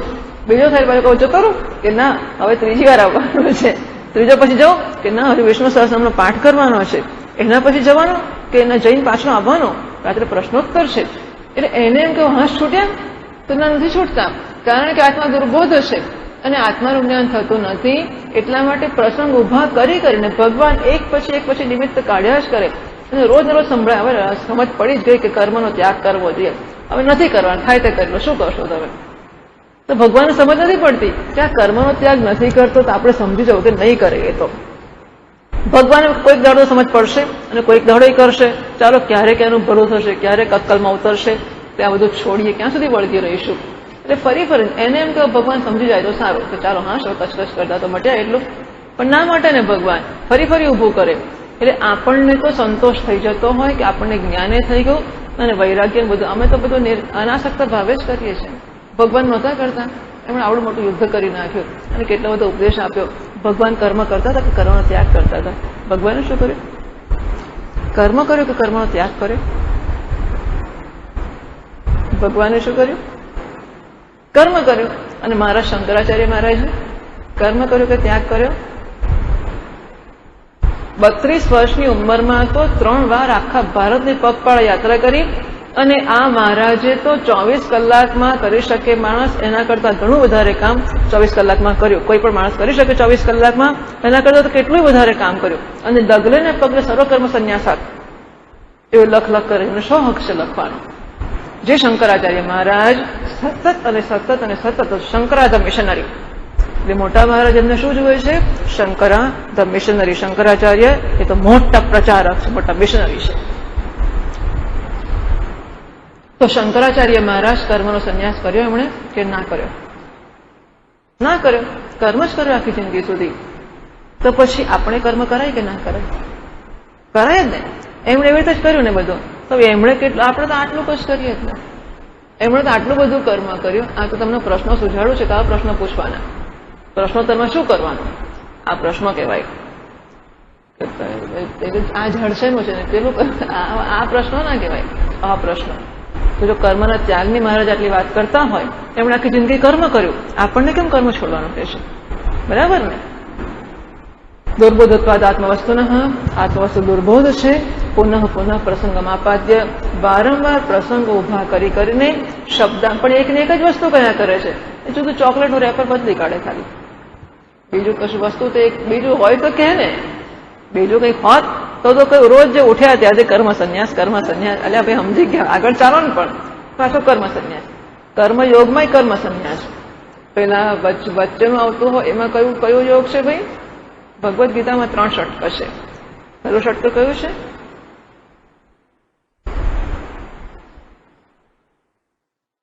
ગીતામાં કેટલા અધ્યાય છે? 18. 18 ના 3 ભાગ કરીએ તો કેટલા થાય? 6, 6 અને 6. એમાં પહેલા 6 અધ્યાયમાં શું આવે? કર્મયોગ. બીજા 6 અધ્યાયમાં ભક્તિ યોગ અને પછીના 6 અધ્યાયમાં જ્ઞાન યોગ. બરાબર છે? 3 ષટક છે. તો કર્મયોગમાં એ શું કહેશે? કર્મ કરો એવું કહેશે. આ પહેલા 6 ચાલે છે ને, એમાં કર્મ કરો એવું કહેશે, છોડો. પછી ભક્તિ યોગમાં શું કહેશે? છોડો, આ જ કહેશે. અને જ્ઞાન યોગમાં શું કે ત્યાં આ જ કહેશે કે કર્મનો ત્યાગ કરો. કર્મનો ત્યાગ કરીને જ્ઞાન પ્રાપ્ત કરો. એમ ડગલે ને પગલે ભગવાનને જે કહેવું હોય કહે. પણ ભાષ્યકાર મહારાજ તો બધે એમને જ દેખાશે. ડગલે ને પગલે સર્વ કર્મ સંન્યાસ પૂર્વકાત આત્મજ્ઞાન નિષ્ઠા લક્ષણાત એવો ભવતી, એનાથી જ મોક્ષ થશે. તો શબ્દાંતરેણ શબ્દો જુદા રાખે એટલે આપણને એમ કે નવું છે. અમે તો ગીતાનો 7મો અધ્યાય ભણીએ છીએ, અમે 8મો અધ્યાય ભણીએ છીએ. બધાને એકને એક જ વસ્તુ આવ્યા કરે. તદેવ વસ્તુ નિરૂપાયથી ભગવાન વાસુદેવ એકની એક જ વસ્તુ જુદા જુદા શબ્દોમાં નિરૂપે છે. શેને માટે? કથનનું નામ સંસારીણામ અવ્યક્તમ તત્વમ બુદ્ધિ ગોચરતામ આપન્નમ સત સંસાર નિવૃત્ત સ્યાત ઇતિ. ભગવાનના મનમાં અત્યંત પ્રેમ છે. ભગવાનને પોતાના ભક્તો માટે કે સાધકો માટે અત્યંત પ્રેમ છે. એ જુએ છે કે જે સંસાર અને જે સંસારના વિષયો અને જે સંસારની સલામતીઓ, સો કોલ્ડ સિક્યોરિટીઝ, પૈસા એટલે સલામતી, પત્ની એટલે સલામતી, પુત્ર એટલે સલામતી, ઘર એટલે સલામતી, સ્વજનો એટલે સલામતી, સમજ પડતી નથી કે આ માણસ શું જોઈને આની પાછળ પડે છે. પૈસા તો નહીં જ છોડું, ઘર તો નહીં જ છોડું, આ બધી વસ્તુઓ એ તો રહે ને રહેશ. તો ભગવાનને કેટલું કે ભગવાનને થાય કે તને મારા પર વિશ્વાસ નથી પડતો, યોગક્ષેમ વહામ્યહમ, હું તો જાહેર કરીને કહું છું કે યોગક્ષેમનું વહન કરીશ તો મારો વિશ્વાસ પડતો જ નથી. અને મારું કહેલું પેલા લોકો તો એઠું ઉચ્ચારે છે ને, પેલા યોગક્ષેમ વહામ્યહમ વાળા લોકો છે એ કહે છે કે યોગક્ષેમનું વહન કરીશું, આટલા પૈસા આપો અમને. બરાબર ને? તો એ બધા એનો વિશ્વાસ બધા કરે છે. ભગવાન કહે છે મારું એઠું આ લોકો બોલે છે, રિપીટ કરે છે. જેમ નાનું છોકરું કહે, બાપા કહેતો હોય તો ચિંતા ના કરીશ, હું બેઠો જ છું ને. એમ પેલું છોકરું કોઈ મહેમાન આવે કે ચિંતા ના કરે, બેઠો જ છું ને. તો એ છોકરાનો વિશ્વાસ કરે અને બાપનો વિશ્વાસ ના કરે તો બાપને કેવું લાગે? એને દુઃખ ના થાય? તો LICનો વિશ્વાસ કરીએ યોગક્ષેમ વહામ્યહમ અને ભગવાનનો વિશ્વાસ ના કરીએ, ભગવાનને કેવું થતું હશે? અત્યંત પીડા, અત્યંત દુઃખ ભગવાનને થાય છે કે આરાધના મારી કરે છે અને નજર લક્ષ્મી પર રાખે છે. પૂજા નારાયણ કરે તો લક્ષ્મી આવી કે નહીં? ભગવાન કે મને સમજ તો પડે છે, મારી પૂજા કરતો હોય અને લક્ષ્મીને માંગતો હોય, ચલાવી લો, મારી પત્ની છે એટલે ચલાવી લો, પણ ખબર પડે ભક્ત લક્ષ્મીનો છે, મારો ભક્ત નથી. અને કેવી રીતે મારો ભક્ત થાય? હું આપું, લક્ષ્મી આપું, એ માગે એટલે એ જે માગે તે આપું. એટલા માટે કે એને મારા માટે કંઈક શ્રદ્ધા જન્મે કે ચાલો ભગવાન કંઈક આપે છે, કહેલું તો કરે છે. એમ કરતા કરતા શ્રદ્ધા જન્મે, મને પ્રેમ કરે તો ક્યારેક એવું આવશે કે લક્ષ્મીને છોડીને મને પ્રેમ કરશે. ભગવાન લક્ષ્મી એટલા માટે નથી આપતો કે લક્ષ્મીને વળગી રહીએ, એટલા માટે આપે છે કે ભગવાને લક્ષ્મી આપી તો ભગવાન કેટલો સારો કે લક્ષ્મી આપે છે તો માણસ લક્ષ્મીને છોડશે અને ભગવાનને પ્રેમ કરશે. એવું કંઈક ઊંડે ઊંડે ભગવાનને આશા હશે. જુદા જુદા શબ્દોની અંદર ભગવાન આની આ વસ્તુ કયા જ કરે છે. ભાષ્યકાર મહારાજનું રીડિંગ છે કે ભગવાન એકની એક વાત કહે છે, એમાં શા માટે કહે છે? ભાષ્યકાર મહારાજ કહે છે કથનનું નામ સંસારીણામ અવ્યક્તમ તત્વમ. આ જે અવ્યક્ત તત્વ છે એ આ સંસારી લોકોને કેવી રીતે બુદ્ધિ ગોચરતામ આપન્નમ સત બુદ્ધિનો વિષય બનીને સંસાર નિવૃત્ત સ્યાત, સંસારની નિવૃત્તિનો સમજ તો બધી જ પડી ગઈ, છૂટતું કેમ નથી? સમજ નથી પડી. સમજ પડવાની ફૂટપટ્ટી જ છે. સંસાર નિવૃત્ત સ્યાત, એ સંસારની નિવૃત્તિ કરાવી આપે. કિંચ અવ્યક્તોયમ, અને વળી પાછું હજુ તો અટકીએ ને ચાલુ જ રાખીશું. અવ્યક્ત છે, અચિંત્ય છે અને અવિકાર્ય છે. તે ઉચ્યતે અયમ ઉચ્યતે. અવ્યક્ત એટલે સ્થૂળ શરીર નથી, અચિંત્ય હોય એટલે સૂક્ષ્મ શરીર નથી, અવિકાર્ય કારણ શરીરનો નિષેધ, આ બધા શરીરનો નિષેધ એનામાં કરવામાં આવે છે. તસ્માત એનમ આત્માનમ એવં વિદિત્વા, એ અર્જુન આત્મા છે એ સ્થૂળ સૂક્ષ્મ અને કારણ બધા શરીરોથી મુક્ત છે એવો એને ઓળખ, અને પછી એને માટે તું એને લાયક છે. તો શું કરું ભગવાન, મારામાં તો શક્તિ જ નથી, હું તો બિચારો, હું આત્માને ક્યાંથી ઓળખી શકું? તમે તો ઘણા મહાન પુરુષ છો, તમે તો વાસુદેવ છો, વસુદેવના પુત્રો છો, દેવકીના પુત્રો છો, મારથી ઓળખી શકાય? અર્જુન, આવી તો આ કાયરની વાત તો કરી શકતા. ભગવાનને નહીં ગમતી વસ્તુ એક છે ક્લૈબ્યમ, ક્લિબતા, કે નપુંસકતા. આ વસ્તુ ભગવાનને ગમતી જ નથી. કરું શું, માથે થતું જ નથી. તો નથી થતું એવું કહેનારો કશું કરી શકતો જ નથી. જે થાય છે અસ્થિ ઇતિ, જે કહે કે અસ્થિ છે તો એ પ્રાપ્ત કરે છે, નથી એમ કે તે પ્રાપ્ત કરી શકતો જ નથી. અને એટલા માટે તું કાયરતા છોડ અર્જુન, અને તું તો આને જાણવાને માટે બધી રીતે લાયક છે. એનમ આત્માનમ એવમ યથોક્ત પ્રકારે વિદિત્વા, આત્મા તું જાણે છે આટલા ફૂટ ઊંચાઈને આટલા ફૂટ નીચે, આટલો જન્મ અને આટલું મરણ, એવી રીતે નહીં. મેં તને આત્માની ઓળખ આપી, એ પ્રકારે આત્માને ઓળખીને તમ અનુશોચિતમ ન અર્હસી.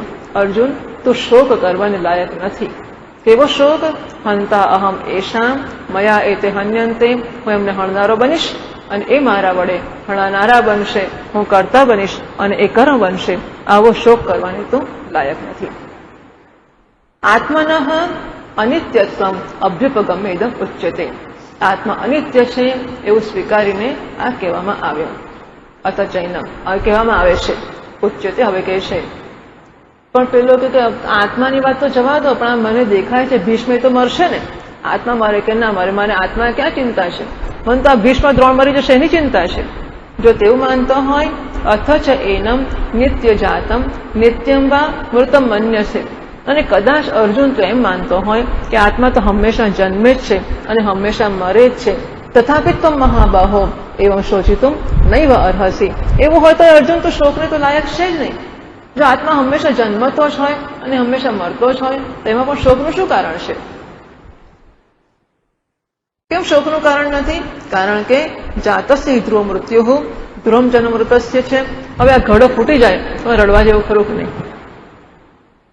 આપણે આશ્રમમાંથી ઘડો લઈને આવ્યા હતા કે રોજ ઘડો બતાવવા કામ લાગશે, ના આવે ત્યારે ફૂટી ગયો તો ફૂટી ગયો એટલે રડીએ, ઘડો ફૂટી ગયો, ફૂટ્યો પણ ઘડો બીજો ફૂટે તો ઠીક, ઘડો ફૂટી ગયો તો ઘડો તો ફૂટે જ ના. ગ્લાસ ફૂટી જાય તો ચિંતા થાય ખરી કે સ્ટીલનો ગ્લાસ તૂટ્યો, પણ માટીની વસ્તુ છે એ તો ફૂટવાની જ છે. આપણને ખબર છે તે માટીનું હોય તો ઝડપથી ફૂટી જાય, અને ફૂટે જ તો માટીનો ઘડો ફૂટે ત્યારે રડતા નથી, આપણે સ્વીકારી લઈએ છીએ કે જલ્દીથી ફૂટી જવું એનો સ્વભાવ છે. એમ આ બધા શરીરો છે એ જન્મ અને મરણ પામવાના સ્વભાવવાળા જ છે. જે જન્મવાનું જ છે એ જન્મે, એ મરવાનું જ છે એ મરે, તો એમાં રડવાનું ક્યાં રહ્યું? જે રોજ જન્મે છે એને રોજ મરે જ છે, એમાં રડવાનું શું? તથા એને માટે પણ તમ ન શોચી તુમાર હસી. અપરિહાર્ય અર્થે, જે વસ્તુને તું ટાળી શકવાનું નથી, ટાળી શકતા હોય તો જરૂર ટાળો, પણ જે વસ્તુને ટાળી શકાય એવી નથી એને માટે શોક કરવાનું કશું કારણ નથી. અર્જુન, તું તો શોક કરવા લાયક નથી, બીજા જેને કરવો હોય તે ભલે કરે. કાર્યકારણ સંઘાતાત્મકાની અભિભૂતાની ઉદ્દેશ્ય, પણ આ લોકો મરશે એનો શોક તો હું કરું, એમાંથી હું મુક્ત નથી થઈ શકતો. અને માટે ભૂતાની તો ભગવાન કહે છે કે એને ધ્યાનમાં રાખીને પણ તો શોક કરવા યોગ્ય નથી. એ કહે છે અવ્યક્તાદિની ભૂતાની વ્યક્ત મધ્યાની ભારત અવ્યક્ત નિધાનાની એવ તત્ર કા પરિદેવના.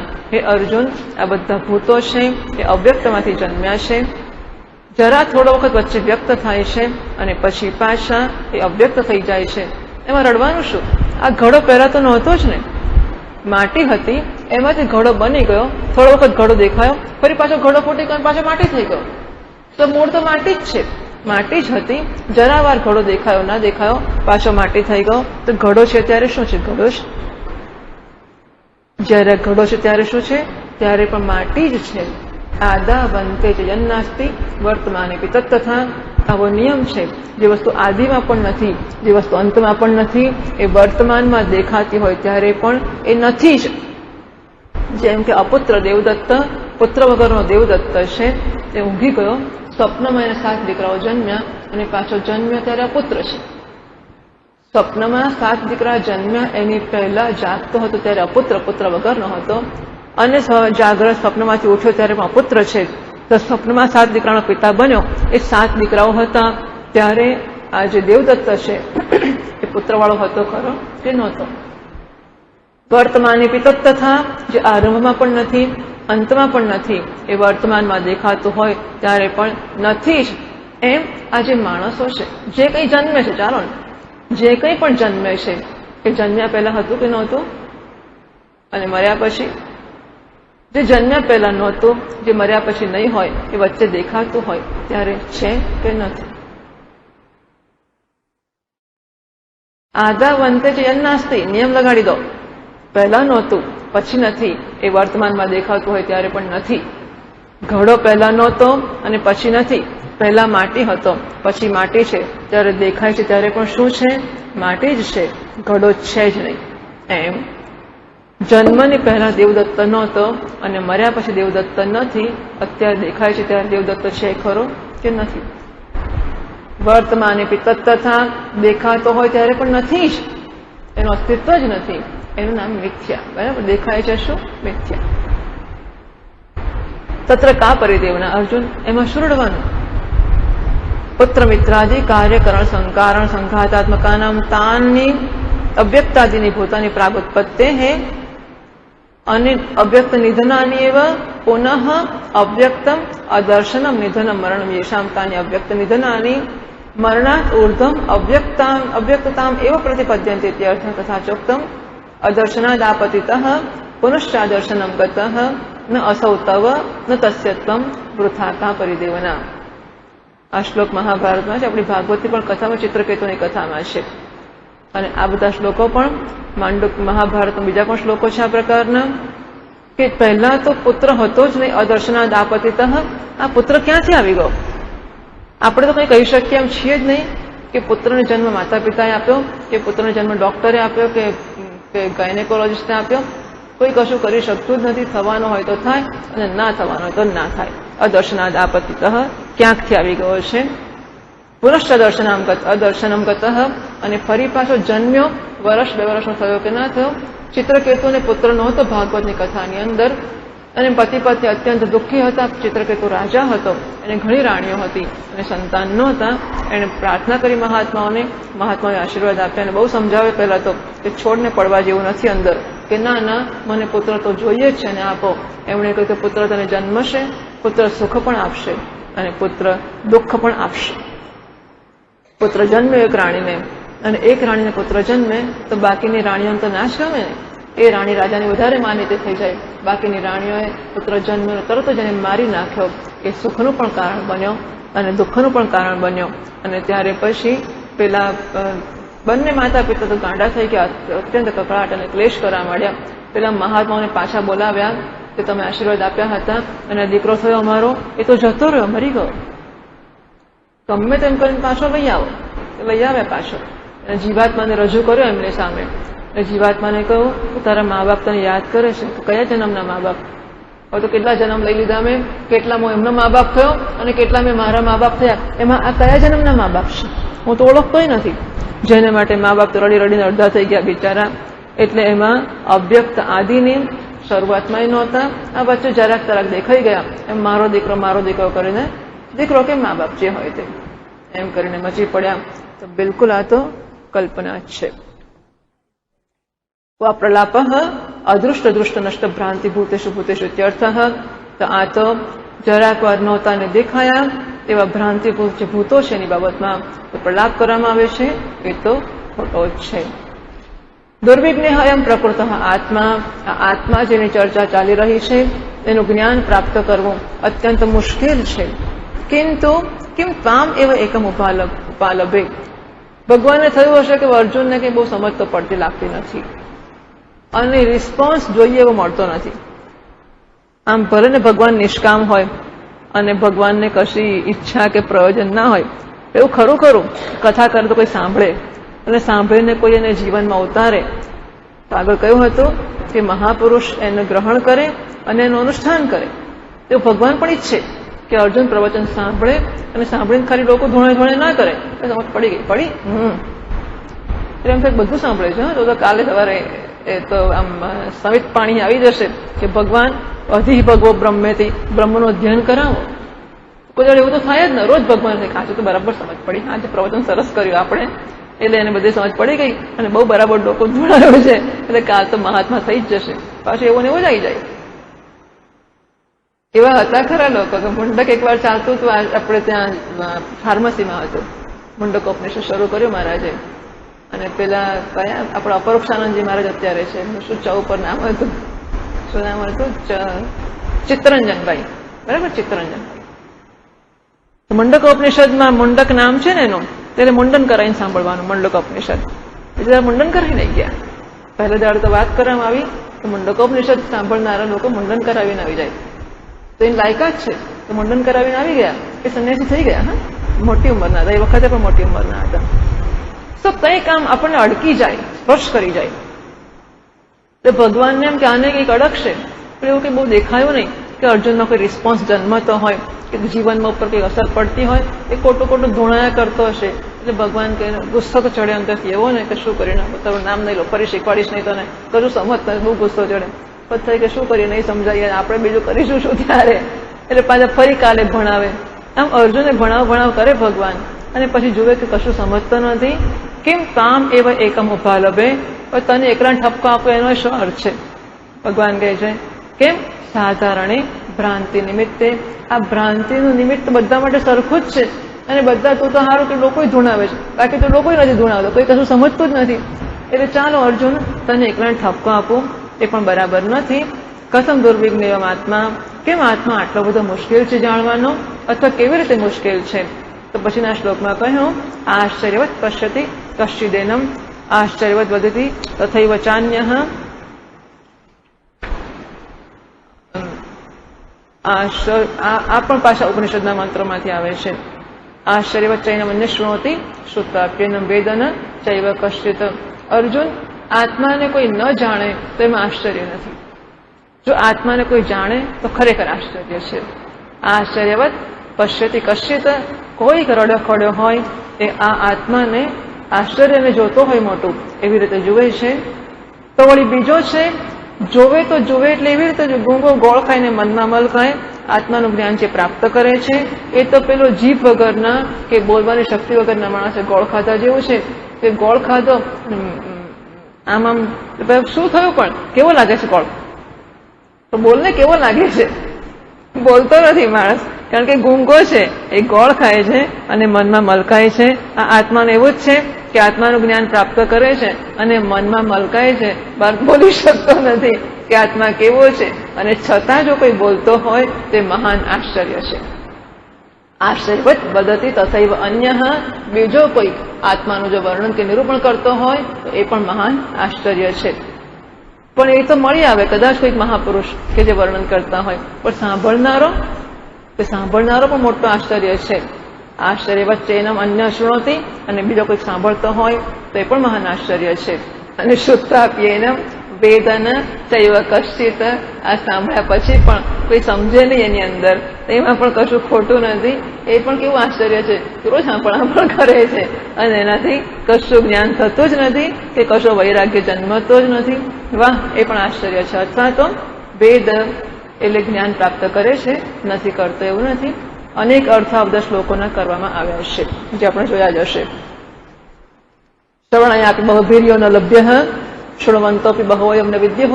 આશ્ચર્ય વક્તા કુશલોસ્ય લબ્ધા આશ્ચર્ય જ્ઞાતા કુશલાનુશિષ્ટ. આ કઠોપનિષદનો મંત્ર છે, એનો આ અનુવાદ કર્યો.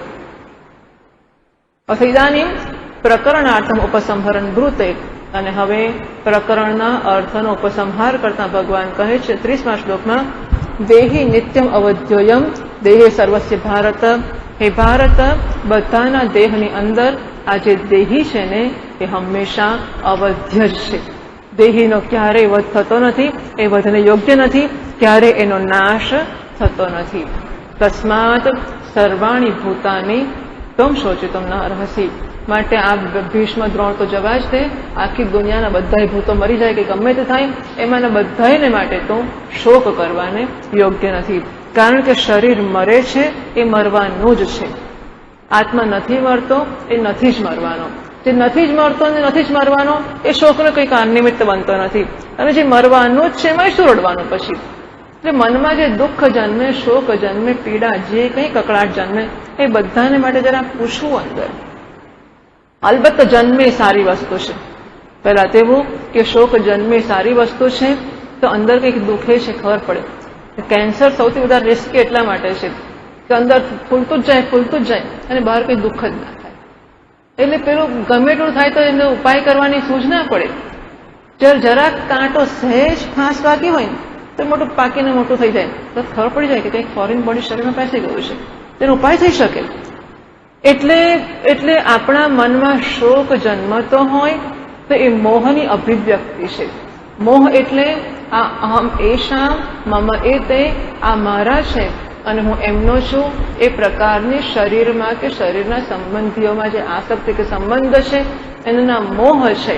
જે વસ્તુ જે છે જેવી છે તેવી ન જોવી અને બીજી રીતે જોવી એને મોહ કહેવામાં આવે છે. રજ્જુને સર્પ તરીકે જોવો એ મોહ છે. સર્પ તરીકે જોવી એ મોહ છે.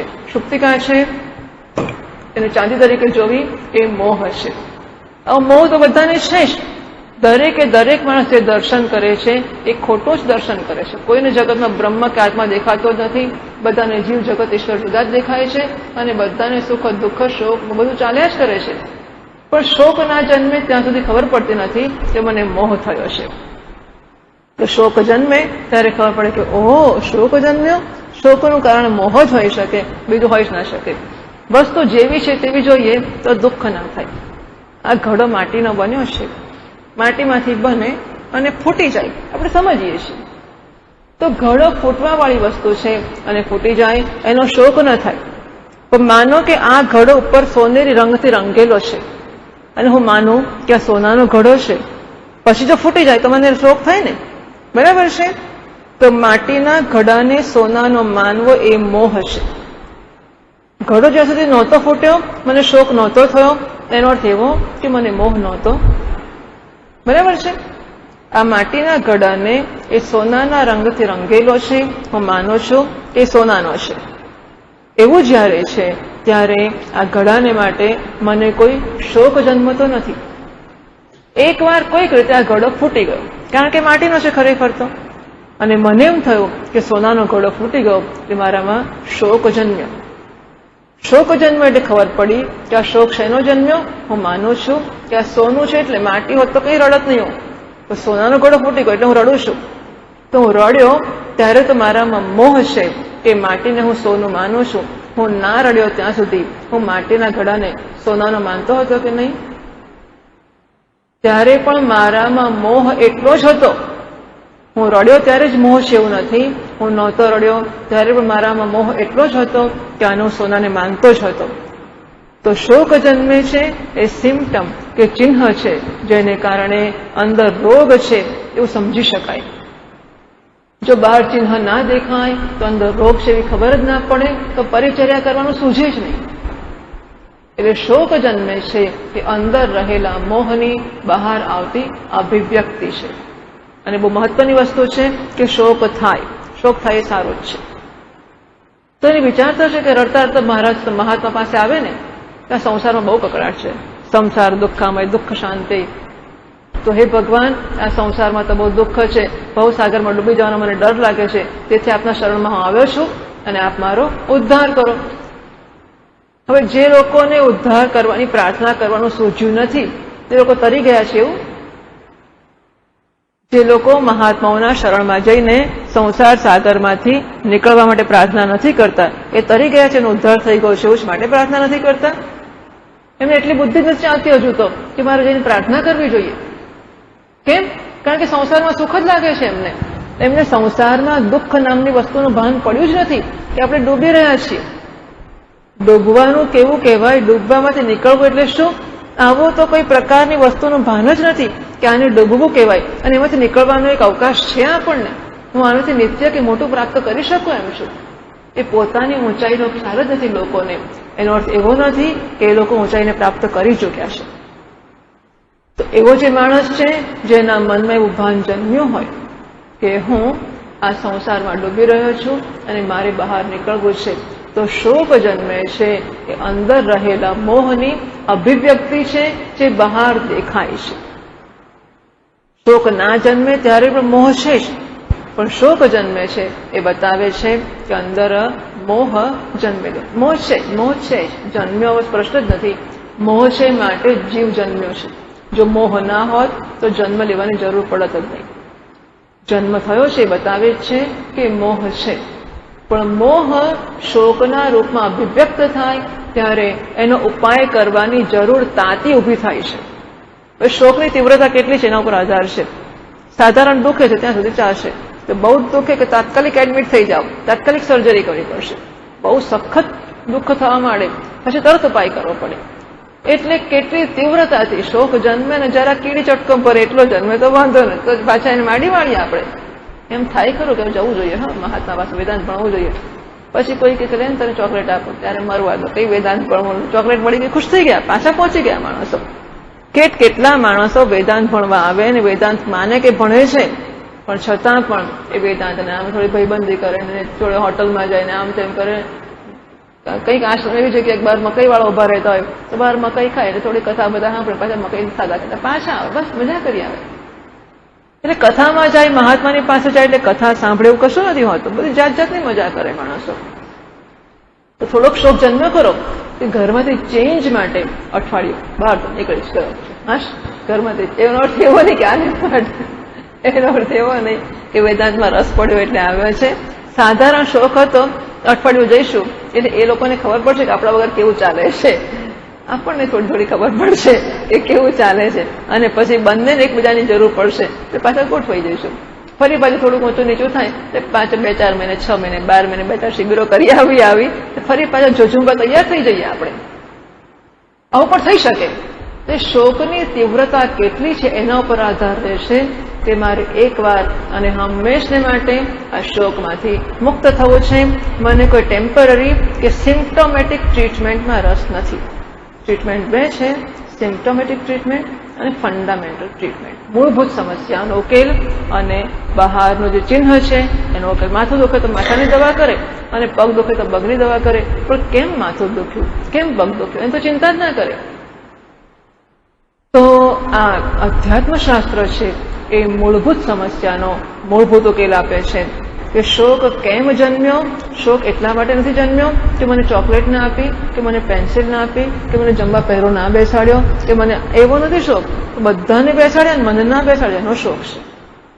કારણ કે બધાને ના બેસાડ્યા તો મને વાંધો નથી, તો બધાને બેસાડ્યા ને મને કેમ નહીં. એટલે હવે આપણે એ માણસને કે તું પહેલો બેસી જાય, પછી શોખ મટી ગયો. તો બેસાડવાની બાબતનો શોખ ગયો, પછી ઉભા થવાની વખતે શું પાછું કે ઉભા થવાનો તો પહેલો ઉભો નાશ કર્યો ને, પણ બેસાડવામાં પહેલો બેસાડ્યો પણ ઉભો તો પહેલો નાશ કર્યો, પાછું રડવાનું ચાલુ. સારો, કાલથી યાદ રાખીશું, તેને બેસાડીશું પહેલા અને ઉભા પહેલા કરીશું. એટલે પછી આપણે એક નિમી દઈએ ભાઈ તારે આટલી ધ્યાન રાખવાનું કે એને પહેલો બેસાડવો અને પહેલો ઉભો કરો. એટલે એ તો જાણ થઈ ગયો. પછી શું, પણ પછી જયારે ચાલવાનું શરૂ કર્યું ત્યારે મને પહેલો ચલાયો તો નહીં જ ને, પણ એટલે પાછું આપણે યાદ, હા એ તો રહી ગયું, હા સોરી, કાલથી તમને પહેલા ચાલવાનું શરૂ કરાવી દઈશું. જુઓ, આ સિમ્પ્ટોમેટિક ટ્રીટમેન્ટ છે, બરાબર છે. જે સિમ્પ્ટમ, જે ચિહ્ન, જે કંઈ નાનું મોટું દેખાય આવ્યું એની દવા કરી, પણ આવું વાતે વાંકું પડે છે કેમ એ મૂળભૂત પ્રશ્ન છે. અને બધાને પડે છે. કોઈકને આટલી વારમાં પડે, કોઈકને આટલી વારમાં પડે, કોઈને આટલી વારમાં પડે, કોઈને આટલી વાંકું તો બધાને પડે જ. એટલે બધાને મૂળભૂત પ્રશ્ન તો હોય જ. પેલો જે સિમ્પ્ટોમેટિક, જે ચિહ્ન દેખાય બહાર અને એ બહાર આવતો હોય એ ચિહ્નની દવા કર્યા કરી. ચિહ્ન બહાર ના આવે તો રોગની ખબર જ ના પડે, લાવવું જ જોઈએ બહાર. એટલે શોક થાય એ સારું છે, રડીએ સારું છે, એમાં કશું ખોટું નથી, બહુ સરસ વસ્તુ છે. પણ રડતા એ ધ્યાનમાં આવે કે ટ્રીટમેન્ટ કઈ, રડવાનું મૂળભૂત કારણ શું છે. શું આટલું જ કારણ છે કે મને ચોકલેટ ના મળી એટલે હું રડું છું? ના, નાનપણથી એવું જ કરે છે મા બાપ કે મોટા ભાઈ છે ને અથવા મોટા અને નાના માટે મોટી વધારે ફરિયાદ હોય કે નાનો જન્મ એને બહુ લાડ કરે છે અને હું તો મોટો છું ને તે મને લાડ કરતા જ નથી. નાના માટે ચોકલેટ લાવે, નાના માટે બિસ્કિટ લાવે અને હું મોટો થઈ ગયો તો મને આપતા જ નથી. અત્યારે ચોકલેટ ના આપીએનો વાંધો નથી, પણ પેલું અંદર એક બિલ્ડઅપ છે કે મા બાપ મને પ્રેમ કરતા નથી, એમને નાનો ભાઈ વધારે લાડકો છે. અથવા તો ઘણીવાર છોકરીઓને થાય છે કે ભાઈ વાલો વધારે છે મા બાપને, બાકી મારે માટે બી ચિંતા. એની પરીક્ષા આવે ને તો મા રોજ એની પાસે બેસે અને મને રસોઈ કરવા મોકલે. મારી પરીક્ષા આવે ત્યારે મા એવું નથી કરતી. તો આમ એને કઈ જરૂર નથી, પોતે વાંચીને નંબર લાવી શકે છે. પણ મૂળભૂત પ્રશ્ન કયો છે કે હું અવગણાવું છું, મારી ઉપેક્ષા કરવામાં આવે છે. એ મૂળ પ્રશ્ન છે. એનો પાછો એ પણ સિમ્પ્ટોમેટિક છે. એનો પાછો મૂળ પ્રશ્ન છે કે I feel low about myself. મારે મારા આત્મ સ્વરૂપનું એ પૂર્ણતાનું જ્ઞાન નથી. હું સમજુ છું કે અલ્પ છું, હું જીવ છું, હું દુઃખી છું, હું શોક અને મોહને માટે ઉપલબ્ધ છું. આવું મારા પ્રત્યેનું મારું રીડિંગ છે અને એટલા માટે મારામાં નાની મોટી વાતમાં વાંકું પડ્યા જ કરે છે. એકવાર વાગ્યું જ હોય અને લાલ લાલ થયું જ હોય તો જરાક અડકે ને આપણે ચીસ પાડીએ, એ અડકે છે કેમ? બાકી કોઈ ધબ્બો મારે તોય કંઈ ના થાય. પણ એકવાર વાગ્યું હોય અને ચામડી સુવાળી થઈ ગઈ હોય ત્યારે નાની નાની વસ્તુ પણ અત્યંત દુઃખ આપી દે. એમ આ શોક અને મોહ, અંદરનો મોહ છે એ જ્યારે બહાર નીકળે ત્યારે પછી અનેક પ્રકારનું વર્તન આપણામાંથી કરાવી બેસતો હોય છે. તો અહીં કહેવામાં આવ્યું આટલા બધા શ્લોકોમાં કે શોક અને મોહ એ માણસના મૂળભૂત પ્રશ્નો છે અને એને જ સંસાર કહેવામાં આવે છે. એ જન્મ્યા છે અવિદ્યામાંથી અને માટે આત્માના. અને કોની અવિદ્યા? કે પેલી ફ્રેન્ચ ભાષા નથી આવડતી એટલે શોક અને મોહ નથી જન્મતા. ફ્રેન્ચનું અજ્ઞાન હોય કે લેટિનનું અજ્ઞાન હોય કે આ પેલું સ્ટેમ સેલ રિસર્ચ એ શું છે એ ખબર ના હોય, એ બધાનું કંઈ દુઃખ નથી જન્મતું હોતું. દુઃખ આ જ જન્મે છે કે મારા ઉપર ધ્યાન આપવામાં આવતું નથી, હું પૂર્ણ નથી, હું અલ્પ છું, હું જીવ છું, હું દુઃખી છું, એનો શોક છે. અને એટલા માટે બહારના કોઈ પ્રશ્નો આનો ઉકેલ નહીં કાઢી શકે. આ આધ્યાત્મિક પ્રશ્ન છે. હું દુઃખી છું કે હું શોકમગ્ન છું, એ આધ્યાત્મિક સમસ્યા છે, એ ભૌતિક સમસ્યા નથી. અને માટે ભૂખ્યા થયા હોઈએ તો ખાઈને ભૂખ દૂર કરી શકાય, પણ ભૂખને કારણે દુઃખ થતું હોય તો એ દુઃખ ખાવાથી દૂર કરી શકાશે નહીં. કે પેટમાં ગાંઠ થઈ હોય અને એનું પેઇન હોય તો એને આપણે સર્જરી કરાવીને દૂર કરી શકીશું. પણ મને કેમ ગાંઠ થઈ? મારે એટલા બધા પાપ છે કે દર વર્ષે મારે ઓપરેશન કરાવવું પડે છે? ભગવાન નકામો છું? ભગવાનને હું એટલો બધો ભગવાનને અપ્રિય છું કે ભગવાન મારા માટે આવું જ કરે છે? મને જ નપાસ કરે છે, મારા જ ઘરમાં કોઈ મૃત્યુ કરે છે, મને જ માંદો પાડે છે, દર વર્ષે મારે જ ઓપરેશન આવે છે? તો જુઓ, ઓપરેશન આવતું હોય એને પ્રસન્નતાથી સ્વીકારીએ કે ભગવાન જે અઘરું છે, બધી વસ્તુ અઘરી છે, એમાં કોઈ શંકા નથી. પણ માનો કે એક માણસને ઓપરેશન આવે જ છે તો એ કહે છે ચાલો બીજો રસ્તો જ નથી, કરાવવાનું છે કરાવી નાખો. તો એને મને કેમ ઓપરેશન આવ્યું એનું દુઃખ નહીં થાય, બરાબર? એમાંથી તો બચી જશે. શરીરની પીડા થશે, એની ટ્રીટમેન્ટ થશે, એની દવાઓ થશે, એનો ખર્ચો એ તો થવાનો જ છે. ઉપરથી વધારાની માંદગી આ ઊભી થઈ જાય છે કે પણ મને જ કેમ દર વર્ષે આવું થાય છે? એમાંથી એ આધ્યાત્મિક પ્રશ્ન છે. મને કેમ એ આધ્યાત્મિક પ્રશ્ન છે. શરીરની પીડા છે એ ભૌતિક પ્રશ્ન છે, એ ડોક્ટર પાસે સર્જરી કરાવવાથી ઉકેલી શકશે. પરંતુ આધ્યાત્મિક પ્રશ્ન શોક અને મોહ એ આધ્યાત્મિક છે અને એનો ઉકેલ આત્માના જ્ઞાનથી થઈ શકે છે. આ પ્રકરણનો અર્થ છે એનો ઉપસંહાર 30મા શ્લોકમાં કરતા કહેશે ભગવાન, દેહી નિત્યમ અવધ્યયમ દેહે સર્વસ્ય ભારત. હે ભારત, અને માટે આ બધા શરીરોની અંદર જે આત્મા છે એ તો હંમેશા અવધ્ય છે. તસ્માત સર્વાણી ભૂતાની નત્વમ શોચિતુમ અર્હસી. અને માટે આ બધા ભૂતો, ભીષ્મ ત્રણ જ નહીં, આખી દુનિયાના બધા લોકો મરી જાય કે ગમે તે થાય એમાંના કશાને માટે તો શોક કરવાને યોગ્ય નથી. ઇહ પરમાર્થ તત્વ અપેક્ષાયામ શોકઃ વા મોહઃ વા ન સંભવતી ઇત્યુક્તમ. એટલે પરમાર્થ તત્વની વાત કરવા જઈએ તો શોક કે મોહનું કારણ જ નથી, કારણ કે આત્મા જન્મતો નથી, આત્મા મરતો નથી, वो तो જ્યો કા ત્યો એ જેમ છે તેમ જ રહે છે, એમાં કોઈ ફેરફાર થતો જ નથી. હવે આપણી દૃષ્ટિમાં ફેરફાર થાય અને આપણે કહીએ કે શુક્તિકા જોઈને કાલે તો ચાંદી હતી અને આજે કેમ આ ચમકતો કાગળ બની ગયો.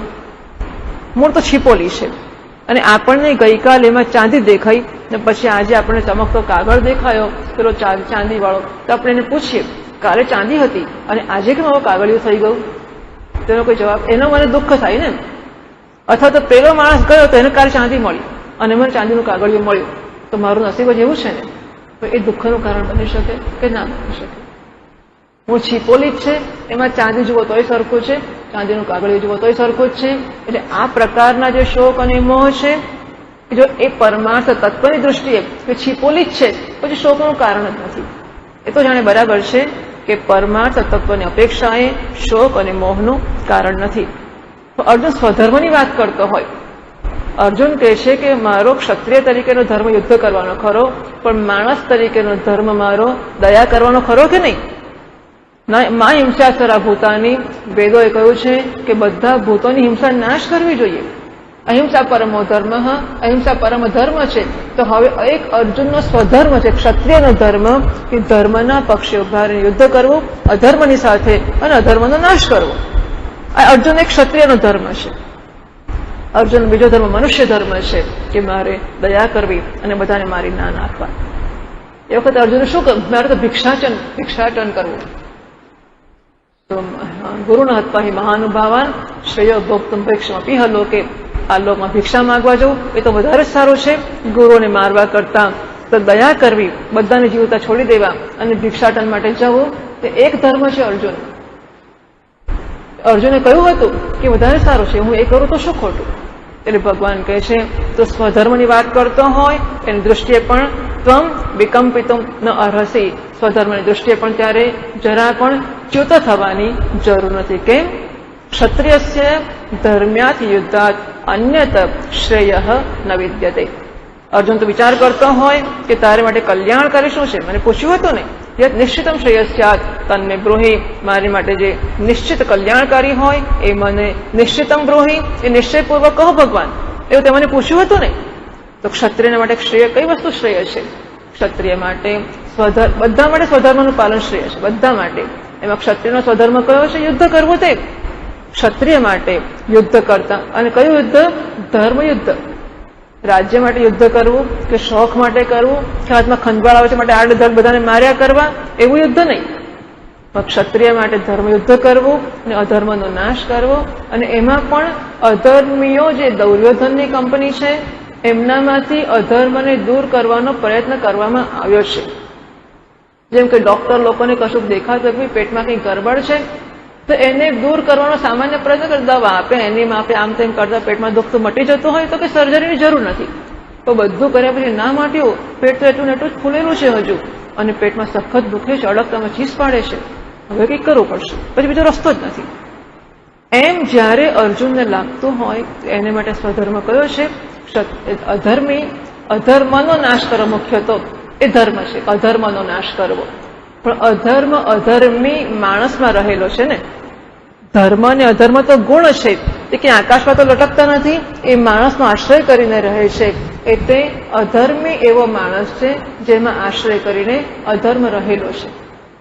અર્જુને બધા પાંડવોએ અને ભગવાને જાતે પણ પ્રયત્નો કર્યા કે દુર્યોધન વગેરેથી અધર્મને છૂટો પાડવો, અધર્મનો નાશ કરવો અને માણસોને બચાવવા. આવું કર્યા પછી જયારે આપણે ઈચ્છીએ કે ભાઈ આંગળીમાં કંઈક સડો થયો છે તો સડો દૂર કરીને આંગળી બચાવીએ, પણ જયારે ખબર પડે કે હવે આંગળી બચાવવા જઈશું તો આખા હાથનું જોખમ છે તો આંગળી કાઢી નાખવી પડે, પછી આંગળી પર દયા ના કરી શકાય, એને કાપી જ નાખવી પડે. એમ અધર્મ અને અધર્મી એ બંનેને છૂટા ના પડી શકાતા હોય ત્યારે પછી અધર્મીનો નાશ અધર્મના નાશ માટે કરવો પડે. પ્રયત્ન કરવામાં આવ્યા તો સમાધાનના કે દુર્યોધને કે ભાઈ અમારું અડધું રાજ્ય આપ, ના આપે તો ખાલી 5 ગામ આપ, 5 ગામ ના આપે તો 5 ઘર આપ, ના આપે તો 1 ઘર આપ, અમે રહીશું. એક તસું પણ જમીન યુદ્ધ કર્યા વગર મળશે નહીં. આમ જયારે ઘોષણા કરવામાં આવી ત્યારે પછી યુદ્ધનો નિર્ણય લેવામાં આવ્યો છે. અને એટલા માટે આ ધર્મયુદ્ધ છે એક તો, અને બીજું તે નોતર્યું નથી એ આવીને ઊભું છે એની જાતે, ટાળવાનો પ્રયત્ન કર્યા પછી પણ. અને માટે ક્ષત્રિય માટે ધર્મયુદ્ધ કરતા મહાન બીજું કશું કલ્યાણકારી હોય જ ના શકે. તારે કલ્યાણકારી વસ્તુ જોઈએ છે ને, તો ક્ષત્રિય માટે ધર્મયુદ્ધ કરતા વધારે કલ્યાણકારી કોઈ અહિંસા વહિંસા હોય જ ના શકે. યદૃચ્છ્યાચોપન્નમ કુતશ્ય યુદ્ધમ કર્તવ્યમ. અને વળી જેમ અર્જુને લાઈનસર દલીલ આપેલી ને, અને આ કારણથી યુદ્ધ ના કરવું, આ કારણથી ના કરવું, આ કારણથી ના કરવું, આ કારણ કુલ ધર્મ સનાતન ધર્મે નષ્ટે કુલમ કૃષ્ણમ અધર્મો વિભવત્યુત અધર્મા વિભવાત કૃષ્ણ પ્રદુષ્યંતિ કુલસ્ત્રિય સ્ત્રીસુ દુષ્ટાસુ વાર્ષ્ણય જાયતે વર્ણ શંકર. મોટું લાંબુ લેક્ચર આપેલું અને હવે ભગવાને શરૂ કર્યું ફટાફટ. જો અર્જુન તો આત્માને માટે રડતો હોય ખોટી વાત છે, શરીર માટે રડતો હોય ખોટી વાત છે, સ્વધર્મની વાત કરતો હોય એ પણ ખોટી વાત છે. એને માટે પણ યુદ્ધને છોડી શકાય નહીં. કેમ? યદૃચ્છ્યાચોપન્નમ સ્વર્ગદ્વારમ પાવૃતમ. તારે માટે તેમ નોતર્યું નથી, ભગવાનની ઈચ્છાથી આવીને ઊભું છે. એ તો ખુલી ગયેલું સ્વર્ગનું દ્વાર છે. તો કે ન ક્ષત્રિય પાર્થ લભંતિ યુદ્ધ વિદૃશમ. એ તો બહુ ભાગ્યશાળી ક્ષત્રિયો છે કે જેમને માટે ધર્મયુદ્ધ કરવાની તક આવીને ઊભી છે. બધાને નથી મળતી. કેટલાય ક્ષત્રિયો જિંદગીમાં જીવી જીવીને મરી ગયા. એક એવો ક્ષત્રિય છે જેની સામે ધર્મયુદ્ધ આવીને ઊભું છે, તારે માગવું નથી પડ્યું, સામે ચાલીને આવ્યું છે. તારે માટે સ્વર્ગનું ખુલી ગયેલું દ્વાર છે. એવમ કર્તવ્યતા પ્રાપ્તમ અપી. અને પાછો અર્જુન કહ્યું તો નહીં કરું તો બે વસ્તુ કહેવી પડે કે પરીક્ષા આપ, મહેનત કર, સારી રીતે ભણ, પરીક્ષા આપ, સારા માર્ક લાવ, સારી નોકરી કરતો શું થશે? આપણા કાકા છે ને કેટલું ભણ્યા છે, કેવા મોટા સાહેબ છે, કેવી ગાડી ચલાવે છે, કેવો મોટો બંગલો છે, કેવો વટ છે એમનો. માટે ભણ, મહેનત કર, નિશાળે જા. બધું પેલો નાનાને કે નથી જોઈતો બંગલો, ગાડી નથી જોઈતી, જા શોફર નહીં જોઈએ. પછી શું કરો તમે? તે શું શું મળશે લાભ બતાવ્યા પછી પણ એનાથી પ્રેરણા ના જન્મતી હોય તો નહીં કરવાથી કયા હાનિ છે પણ બતાવવી પડે. જો નહીં કરે તો મજૂર લારી ખેંચે. જોયો કે મોટી લારી નીચે છોકરો ક્યાં સૂતું છે? લારીમાં લટકાયું છે. એવું કરવું પડશે. જો તું નહીં ભણે તો આવું કરવું પડશે. ભણીશ તો આટલો લાભ થશે, નહીં ભણે તો આવું થશે, એ પણ કહેવું પડે. આમ અર્જુનને કહે છે આટલું કહ્યા પછી પણ અર્જુનમાં કંઈક જરાય ઉત્સાહ દેખાવાનો યુદ્ધ કરવાનો. ભગવાન કહે છે યુદ્ધ નહીં કરે તો અથ ચેત. અને જો તું એવમ ધર્મ્યમ સંગ્રામમ ન કરિષ્યસી, ધર્મને અનુકૂળ એવા સંગ્રામ જો તું નહીં કરે તો તતઃ સ્વધર્મમ. એક તો તારા સ્વધર્મનો નાશ થશે. તને એમ હોય કે દુર્યોધન વગેરે મારા ગીતો ગાશે કે કેવો દયાળુ છે, કીર્તિમ, તારી કીર્તિનો નાશ થશે. પણ મને પુણ્ય તો મળશે ને, સ્વર્ગમાં જઈશ. પાપમ અવાપ્સ્યસી, તને તારો ધર્મનો નાશ થશે, તારા પુણ્યનો નાશ થશે, અને તને કીર્તિનો, યશનો, એટલે આ લોક અને પરલોક બંનેનો નાશ થશે.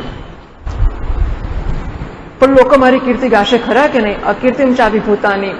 કીર્તિ નહીં ગાય એટલું જ નહીં, તારી અકીર્તિ, અપકીર્તિ કરશે. કેવી અપકીર્તિ? અવ્યયામ અકીર્તિમ.